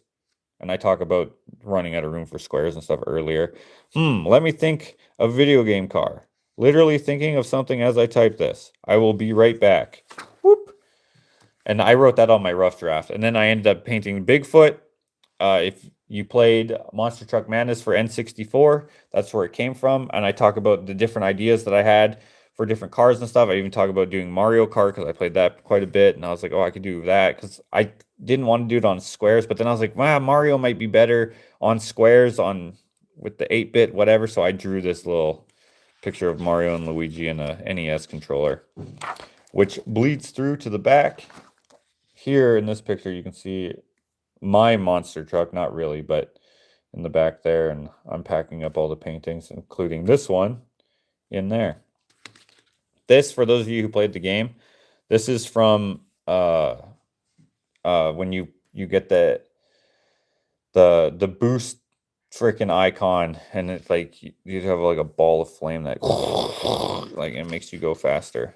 That's what I was thinking about doing. There's also a flying icon that you can get in that game, and it turns your wheels sideways, which is kind of like what the DeLorean does when it flies. And so I was like, that might be fun. But for those not familiar with the game, but are familiar with the monster truck, I thought that might be confusing. And without an explanation, it just kind of looks like not a good representation of the Bigfoot monster truck. And I talk about that in here as well. And then Gramps and I stretching, and this is not actually the picture that I meant to show, but it's fine. I don't know why I printed this one out. I did not mean to. It must have gotten mixed up when I was at AirClicks, and that's totally fine. I'm not blaming anyone, but it works. And then here we are wiring the pictures. Dakota took this picture, and this is just a still from a video. Here to close, I said, now, unless I counted wrong, that should be 27 paintings total. I already made all the promo material, so I hope I counted correctly. In a perfect world, I would like to have made many more pictures. Who are we kidding? If it were a perfect world, it would still be the 90s. This is the first time I added a literary component to a show, but it won't be the last. I really enjoyed it, minus the time crunch. The show is on Saturday. Today is Tuesday. Still have to prepare the canvases for hanging and not to mention send this thing to print. I hope you enjoyed the candid nature of this project. Keep kicking ass with both feet. And then, of course, here we are preparing the canvases and wiring them and all that stuff. And then here I have like an idea of how I display them. So the grid, this with a description of the show, which I did print out. And then which the description of the show is this, which I'll get back to. And then the other pictures that I painted that are not part of the grid. And I wrote, not to scale, but you get what I'm going for. And then on the back, this is kind of just at the gallery, and I showed the banner in the background there that I had for the gallery, which I think is kind of cool. I hope you enjoyed the show. Keep kicking ass with both feet. And then we have our credits, of course. How did the art show go? Unfortunately, the show, although it was fun and it was decent, it was not as monetarily successful as I was hoping it would be, because we didn't have the greatest turnout, which could be, from weather, could be from interest, it could be from a bunch of different things. I'm not sure why. Normally I have a better outcome, so I'm going to say it was the weather, but I can't be certain. Anyways, special thanks to Ashley and then my brothers. So these are not in any particular order. It's just the order I decided to go for. Ashley, Dakota, Will, Ken, Janice, Mike, Dave, Jolene, who got me into painting, Tracy for doing all the proofreading and corrections and all the different things that she did. I ignored some of it, or not that I ignored it, but the reflection of this whole work should not be put, how do you say that? The mistakes in this book should not be a reflection of her grammar abilities, if that's how you say that. A lot of this was not in the rough draft, which she spent a lot of time on, and I really appreciate. Heather and Dakota, so Dakota's in here twice, but he's here as Jack Madness. Heather and Dakota did Photoshop work for me. Heather, of course, as I told you, she made this thing, logo, I guess you'd call it. She did a couple other things as well, such as this. I can't remember what else, but she helps me out a lot, and I really appreciate her. Dakota helped me with the back, the words and stuff, and he made the this is part of my painting, but he like extended it so I didn't have a picture in it.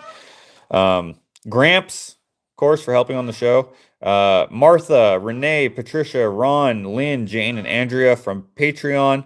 And some of you are watching right now, for some of the help with writing it. What I do every month is a build of the month, or at least most months. If I don't, then we substitute. But on Patreon, we do a build of the month where we make something to give away to certain tiers, and anyone's welcome on Patreon, no matter what tier you are, even if you're in the $1 tier. I don't have a free tier, so that doesn't actually do anything. But the $1 tier and up, you can participate in the live and just kind of hang out, chat, and see what we're making and contribute to how we're making it. Anyways, one of the build of the months was to make this book, and then the giveaway was a print of the cover, not with this stuff. I mean, I guess unless they wanted it, or you could substitute, which you can always do. And I believe that was Tracy Lay who won that one. But she chose, I think, a Jesus fingerprint. Anyway, these people all helped with sussing out some of the writing in the yellow pages, because I was like, how can we do this? What should I include? Whatever. So I appreciate you guys, whether I used your idea or not. So thank you for contributing that day. And then Sterling Gallery, Sharon and Sean from Sterling Gallery, thank you for having me in your space. And Sean, of course, is the salesperson. And we also had Blaine there, but I didn't know Blaine was going to be there, so I didn't include him in there. But that's my bad. And then Air Clicks, Miles from Air Clicks for doing the printing and scanning, and a bunch of I guess you could call it screwing around with helping me with making this book. And then Zenobia, who helped me because I didn't know how to use the machine that does this. So she, which I have right here, and then that's the typewriter. And then she spent hours here helping me do this, and the laminating and stuff. We screwed up with some of the laminating. So I'll save these for some sort of, probably for 12 days of Christmas. I'll make something with those. Whatever. And then our end credit scene is the painting that I did of Hans, which of course is not part of the collection, but I painted it at the same time that I did this collection of work, and we lost them and we missed them. So I wanted to put them in the book as well. And because he's in here and his supposed favorite color was pink, I'm not sure if that's actually his favorite color. I think he just pretended it was because it made people laugh. And if you knew Hans, you knew that he liked to make people laugh and bring joy and stuff. So we made the last page pink. And we can also sign and dedicate on this page as well. Of course, on the back of here too, I suppose we could. So I knew I wanted to have like a back page. I mean, often books will have that. I guess not always, but usually I would say they have them. And then of course the back cover, which kind of gives us a breakdown of what is in the book. But I mean, so does the front. But it says, "Back to the Good Old Days" is a small sample of the greatest era in human history captured on canvas. From Back to the Future to Indiana Jones to Nintendo 64, the 80s and 90s hold some of the best memories for those lucky enough to have experienced them. Joshua Alexander with Sterling Gallery hope to trigger your nostalgia with this new release of evocative paintings. And then here I am on the logo here, and then I have it, "Back to the Good Old Days," written down. Yes. One thing I didn't include in the book, which I wish I did, is this picture in real life. I'm not standing, obviously, on this logo. I'm standing on the toilet. And the reason why I even did this at all is because the promo material for the book is like he's always has his leg up. Right? Let's see if I can find.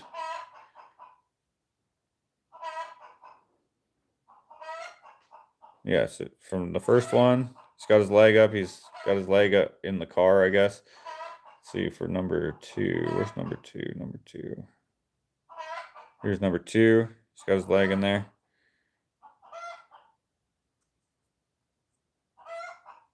And so I wanted to recreate that. Obviously, my outfit is way different than his. I only have a red vest, which is way too big for me, which you can tell. I wish in the book I would have said something about that I'm standing on the toilet. And I wish I had the original picture, which I may still have somewhere. I wonder if I have it. Huh.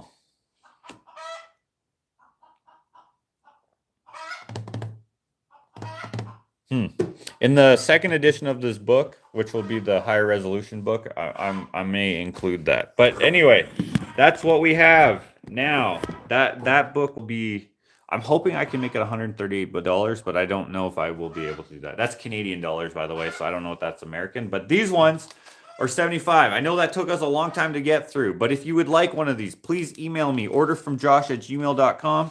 It is a fun little journal thing. They're only 75 bucks. That might seem like expensive for a book, but keep in mind, like, these are all handmade, and they actually cost me, if I were to just do one at a time, they cost me $75 just to print this quality of printing. Okay. I don't know how much these things cost or the laminating thing costs. I'm sure they cost something. So they actually probably cost me more than $75 to make if I were to do one at a time. Luckily, I can make them. If I print a bunch, I can get them for less. Now, if you want to wait for the how do you say that? For the second edition, I'm going to call this the pre-edition, and then the other one is just going to be the book. And you bought. Hold on, how do I say that? If you want the the good edition. I hate calling it that because this is good. It's just, you know, it's the affordable edition. I don't want to call it that either. Anyway, if you want the good one, we're just gonna call it the good one. It's still going to be coily like this. I did this on purpose. I want it to be bound like this because this is reminiscent of my childhood, like in class projects when we made these books. We had these, I don't even know what these are called, these coily plastic binding things. I just think that's fun. It fits the vibe.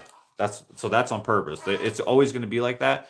But if you bought this one for 75, and let's say let's say I'm able to sell the good one for 138. You will receive that one at a discount. Okay, it won't be 138 if you bought the first one for a limited time, of course. When I release it, I'll have a limited time. So just in case you're like, hey, well, I'll wait for that first one or for that good one, however you say that. Just it won't be a big deal to have two. The second one will have more pictures in it. I'm going to add a couple pages to it because I kind of want to add that whatever. Yeah. And I have some. So as you know, maybe, or maybe you don't know, since I stopped selling stuff to the U.S. Because of the tariff war and stuff, and now there's a real war, which probably has done something too.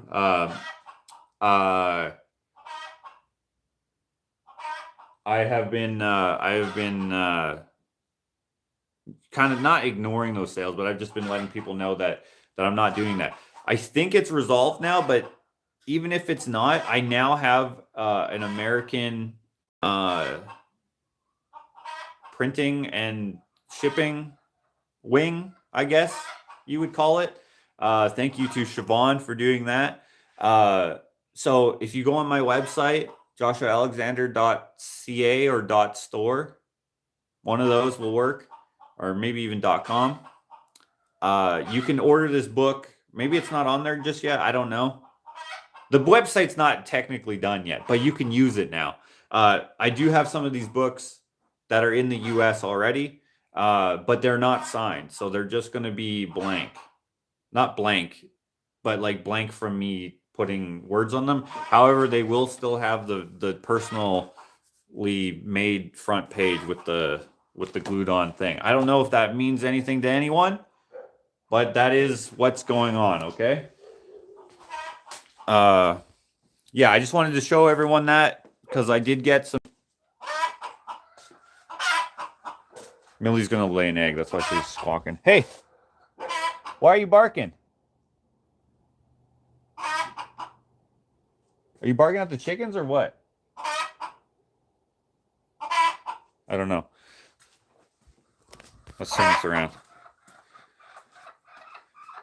Gonna lay an egg? Balker. Oh, and this is what I had. I mean, it's slightly different than the back cover, but this is what I had as the write-up underneath the Phoebus 11 like piece that I had, the 21st painting. Yeah. Wish I could have been there. Oh, I wish you could have been there too. Next year we'll have another show. It won't be a big show probably, but I think I'll only do that every couple years maybe. Is my name on the credits? Did you help? Because then it would be, but I don't think you helped. So no, it's not. The cake was good. Oh, the cake was sick. Yeah, I think I'll put a few of the show pictures in there. Yeah. Lots of sales. No, unfortunately, I mean I can't remember how many sales there were, but not enough. There was 3 originals sold, so that was great, but I'm going to get a new business card that identifies my grammar abilities. Love it. I didn't know you had a YouTube channel. What? Who? Me? Oh, Dave. It's on my YouTube channel. Oh, Dave says he made a video. I took a video, Karen. Ah, yes. Dave does have a YouTube channel. I mean, so do you, technically, right? That's how you're talking right now. Yes, Dave has a YouTube channel. Go check out his channel. Because I don't know if he would care if I would say this, but I'm going to say it anyway. He needs some watch hours and then he can monetize. He has enough subscribers, but he needs some watch hours. So just put him on in the background, okay? Oh, shoot, I'm going to die. I'm going to die. I'm going to die. I'm going to die. My phone's going to die. Let me rephrase that in case this does die and then you think I'm dead, and that's not good. That would be awful for you to hear that's the last thing and then I don't come on for a while. I don't know if anyone would have took it that way, but that would have been not great if anyone did. Yes, geese were flying over my house this morning. They were flying, sandhill cranes were flying over our house. I don't like geese. Geese are awesome.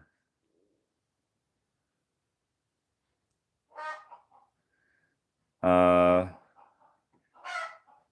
1850 USD. I don't know if that's close or not, but that would be hilarious if that's how bad our dollar was. The and edition. We should call this the 138 edition because it didn't turn out how we wanted it.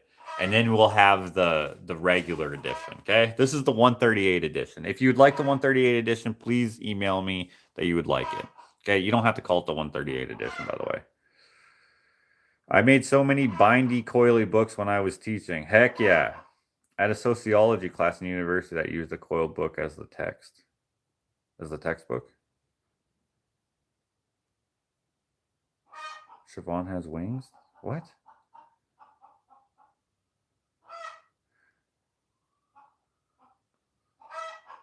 The kids loved them. They would make their own covers for collections of their work, stories, etc. Yeah, it's cool.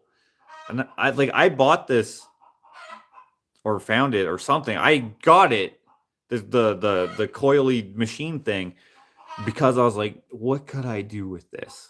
Let me freaking take Actually, I think I got it at Value Village. And then I just had it for a couple years and I didn't do anything with it. And then bam. Bam. And you know what? I went to the dump and at the take it or leave it were boxes of these coily things. And I was like, this is a sign we are doing what I called a literary component of the show. And let me tell you, it is a lot of work, okay, to write all that shit out. And then I'm not just writing it out. Now I'm also typing it out on the typewriter. And I screwed up a lot. I used up all of our paper, okay? Reams and reams of paper. No, it was just all the paper we had left. And I didn't even keep all my mistakes. I used it as scrap paper too. Todd bought a Back to the Future print. He did. Yeah, no, there was a few prints that were sold. It's just the originals and the canvas prints are what are the buckaroos. Of course, I definitely appreciate every sale, and I will never have any, like, how would you say that? I will never think low of those sales. They all are blessings, and I really appreciate that people care about my work in any capacity where they're like, hey, I need to buy this, right? Because, like, it's one thing to have it because someone gave it to you or whatever, but it's another thing that you actually, like, spent money, because, like, art is, you don't need it. And so I appreciate the heck out of people who are like, I'm going to purchase it. Even if you don't purchase it and you have and you collect it, that's cool too. But, like, actually spending, hours of your time to collect something, that's awesome. I say hours of your time because most people get paid by the hour. Anyway, that's that. I hope you enjoyed the little, I guess you wouldn't call it a read through because I didn't read it, but yeah, it is a fun. I told you guys it's my third book, right? I told you it's my third book. The first and second ones are not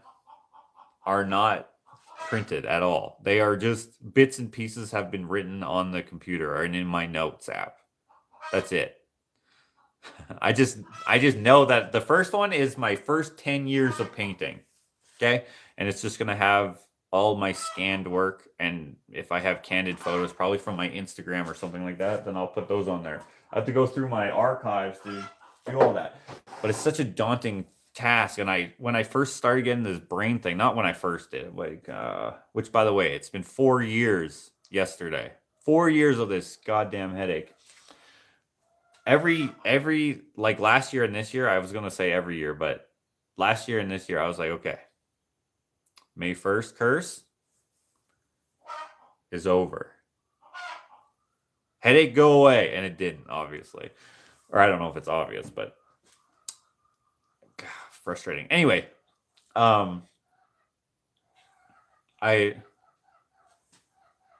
just keep needing to crack my back. I was like hunched over going through that, and now I feel a little stiff. When I don't know, maybe 5-6 months in, I started typing out what I wanted to put in my book. And actually, I think I did some of that on Patreon as well. But anyways, as I was continuing with life getting better, if you will, I stopped working on that project because I don't know. I didn't want it to be a bummer project. And so I wanted to do other things. But I feel like I'm going to get back to it now because I made this one, and it's actually very fun when you're not feeling as miserable as I was back then. So yeah. I think that's it. Does anyone have any questions that they'd like me to answer here before I go? Was fun. Thanks. Hey, I'm glad it was fun. Show and tell. Yeah, it was a bit of a show and tell, wasn't it? If there's no questions, then we'll go. But if there is, let's hang out for a couple more minutes. It's a little cold in here. I don't know if you can tell, but I don't have the heat on anymore because it's hot. Not hot outside, but it's warm outside. So I have that door open, and I have that door open. That door goes into the art trunk, which is boiling hot because of the plastic cover. Golly, it's hot. Did she lay an egg? I can't bring you with me, but let me go look.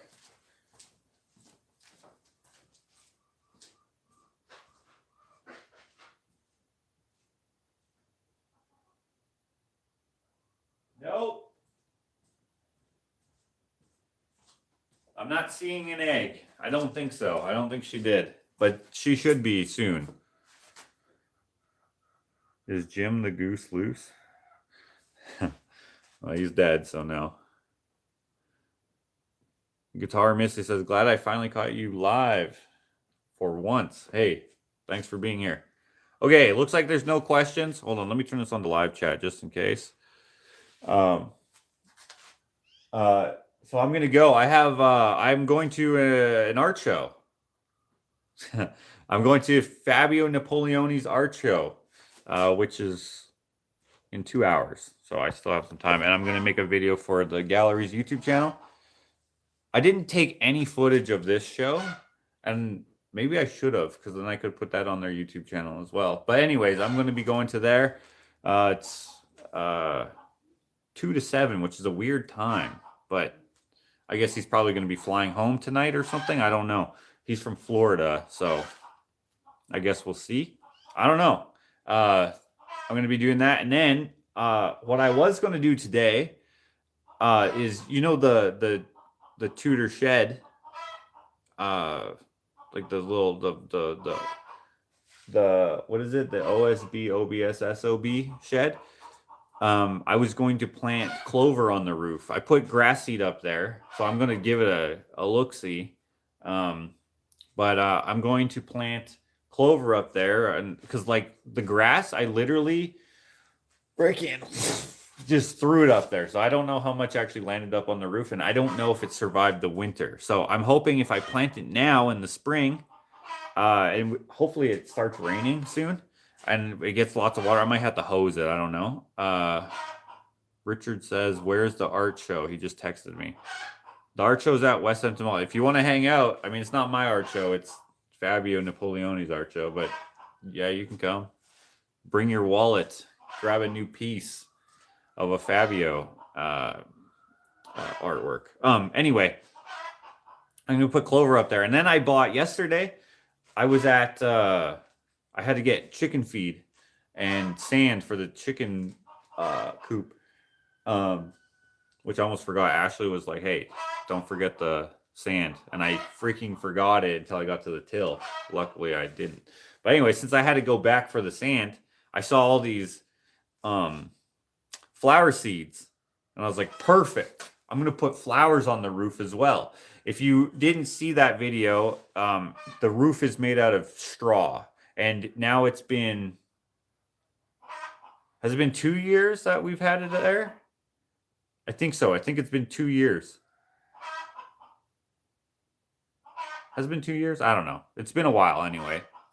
And so now the straw is less fluffy. It's starting to get broken down. So I'm like, let's plant some flower seeds up there. So I pick out all the flower. I'm like, okay, let's see here. Annual, perennial. I'm like, okay, annual. Annual comes back annually. Perfect. Let's get all the annuals. I thought annual meant it comes up all the time, but is that not correct? That's not correct, right? Seems longer than 2 years. Maybe it is longer than 2 years. Maybe it's been 3 years now. Time flies when you're miserable as heck. That's not fair to say. I shouldn't say that. It's been a lot better. Anyway, Josh, I'm currently working on a 3 foot by 4 foot painting. It's kicking my ass. Hey, that's awesome though. That's so cool. Oh, Emily, see you later. Well, or I don't know if you're leaving, but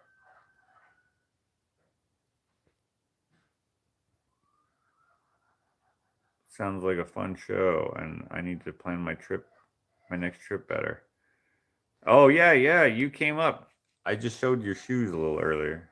I took footage of the show. I sent you the link to the clip. Oh yes, I looked at them, but unfortunately they are very low quality, and I'm sure that they shot in high quality, but however you sent them, it compressed the files, so they are very like squares, pixelated.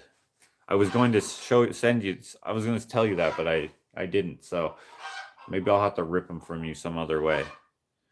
That's for your grandson. Annuals come up once, right? Yes. So I didn't know that. I'm sure I knew that at some point, but somehow I forgot. I got confused because my mom always would talk about that. Anyway, so I bought a bunch of flowers that I don't want to, or not flowers, but seeds that I don't actually want to plant up there because I want them to come back all the time. Right? I don't want to do any maintenance up there. So that's why I'm doing clover. I did grass, but then I'm like, well, the grass is going to get so long, which might look cool, but I got to be careful about that. I mean, there's going to be rodents and stuff that live up there. So I also want to be, I don't know. I want to make it so that I don't know. I don't know what I want to do, but I want to keep the shit small. So I don't want mice and shit living up there because that's kind of gross.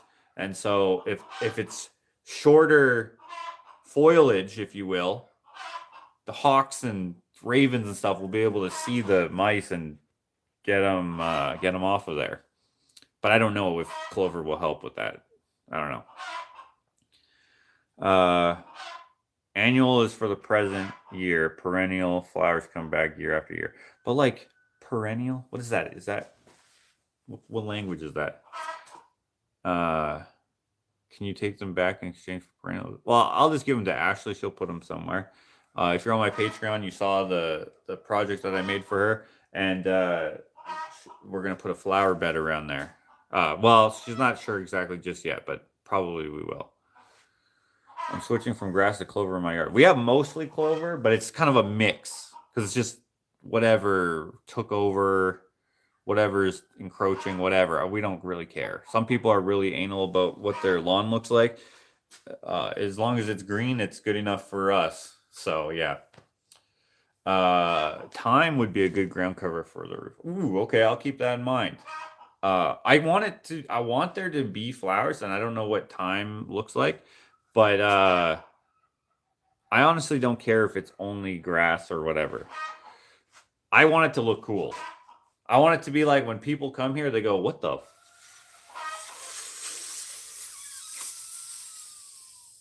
frick is going on with that roof? And then I will be like, yeah, that's time, or whatever it is. Okay, guys, no questions. We're going to peace out. Thanks for hanging out. I hope you enjoyed that. Send me an email, orderfromjosh@gmail.com. Or if you don't care if it's signed or not, like if you don't want it to be signed, I'm sure most people want it to be signed because that just seems to be the thing. I have 4 or 5 in the US shortly.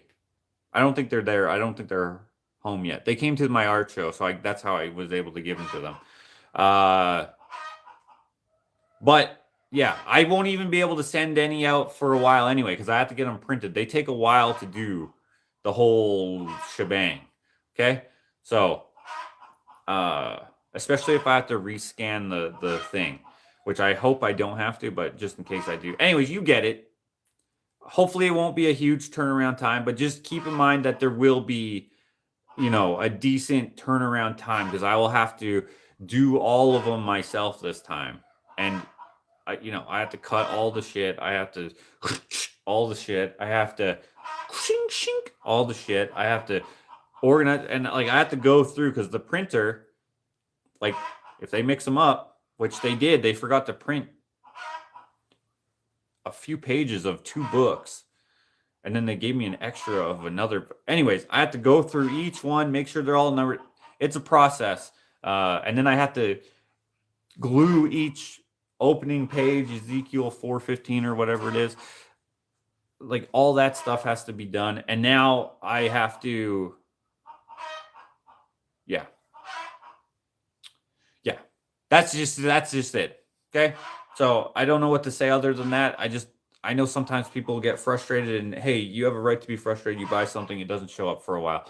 But I just want to give you that warning. There will be, let's hope that it's no longer than a month. I don't think it'll take that long, but just in case. I don't know how many there's going to be ordered. If there's 100, it's definitely going to take longer than a month because I'm solo. I'm going to be doing it by myself. You know what I mean? Josh, can't you send art as a gift and take donations as pay? I could if I wanted to defraud the government, but I can't risk that, if you know what I mean. I don't want to go to jail again. But hey, I appreciate you looking out. Jimmy, you made the book. Hold on, Jim. Hold on, Jimbo.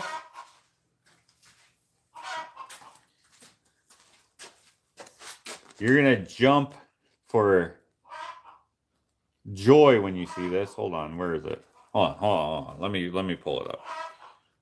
There we are. Right there. I know you're seeing it backwards, but you're there. Jim wants it to stay. I purposely put that in there for you. You heard of jubilations? Well, I hope that gives you jimbulations. That was so stupid. I wish I didn't say that. Martha, what the frick? Thank you for the $25 donation for the wood box that you won on Patreon for free. You're welcome. And thank you. Lewis. My knees don't like me jumping, but thanks for giving me jimbulations. I can't believe that I said that. That's so stupid. Okay. I'm going to keep this live up. I know that I've been taking lives down because of different reasons or whatever. But this one I'm going to leave up, even though it's long as heck. Although it says I've only been live for 14 minutes and 49 seconds. It must have buffered for a second there. But anyways. Hello, Louis Bultron. What does the J stand for, by the way? Joe Lewis? Jimmy Lewis? Jose Lewis. Jose. Puerto Rico, right? Javier. Joel. Oh, Joel. Just regular ass Joel. Okay. All right. Joel. My brother-in-law's name is Joel. I like Lewis. You seem more like a Lewis to me somehow. Joel's fine. All right. That's it. Oh, cool. You didn't know my brother-in-law's name was Joel? All these people who hang out here but don't watch my videos. Gosh darn it. No, that's okay. That's it. I already said this was a lot. I mean, this was it a lot, but this is it for real. I'm more of a Joel, T-O-T, Joel Tot. Joel Tot. T-O-T, what does that stand for? Selma, Oliver, Timothy. I have no idea what Tot would mean. But I just got here. You should have been here sooner. We went through the whole book. Yeah. Okay, I'm leaving. I'm leaving. You guys can stay. I don't know how long you're able to stay for, but stay. What's for lunch? Whatever's at the gallery. I'm going to go there very shortly.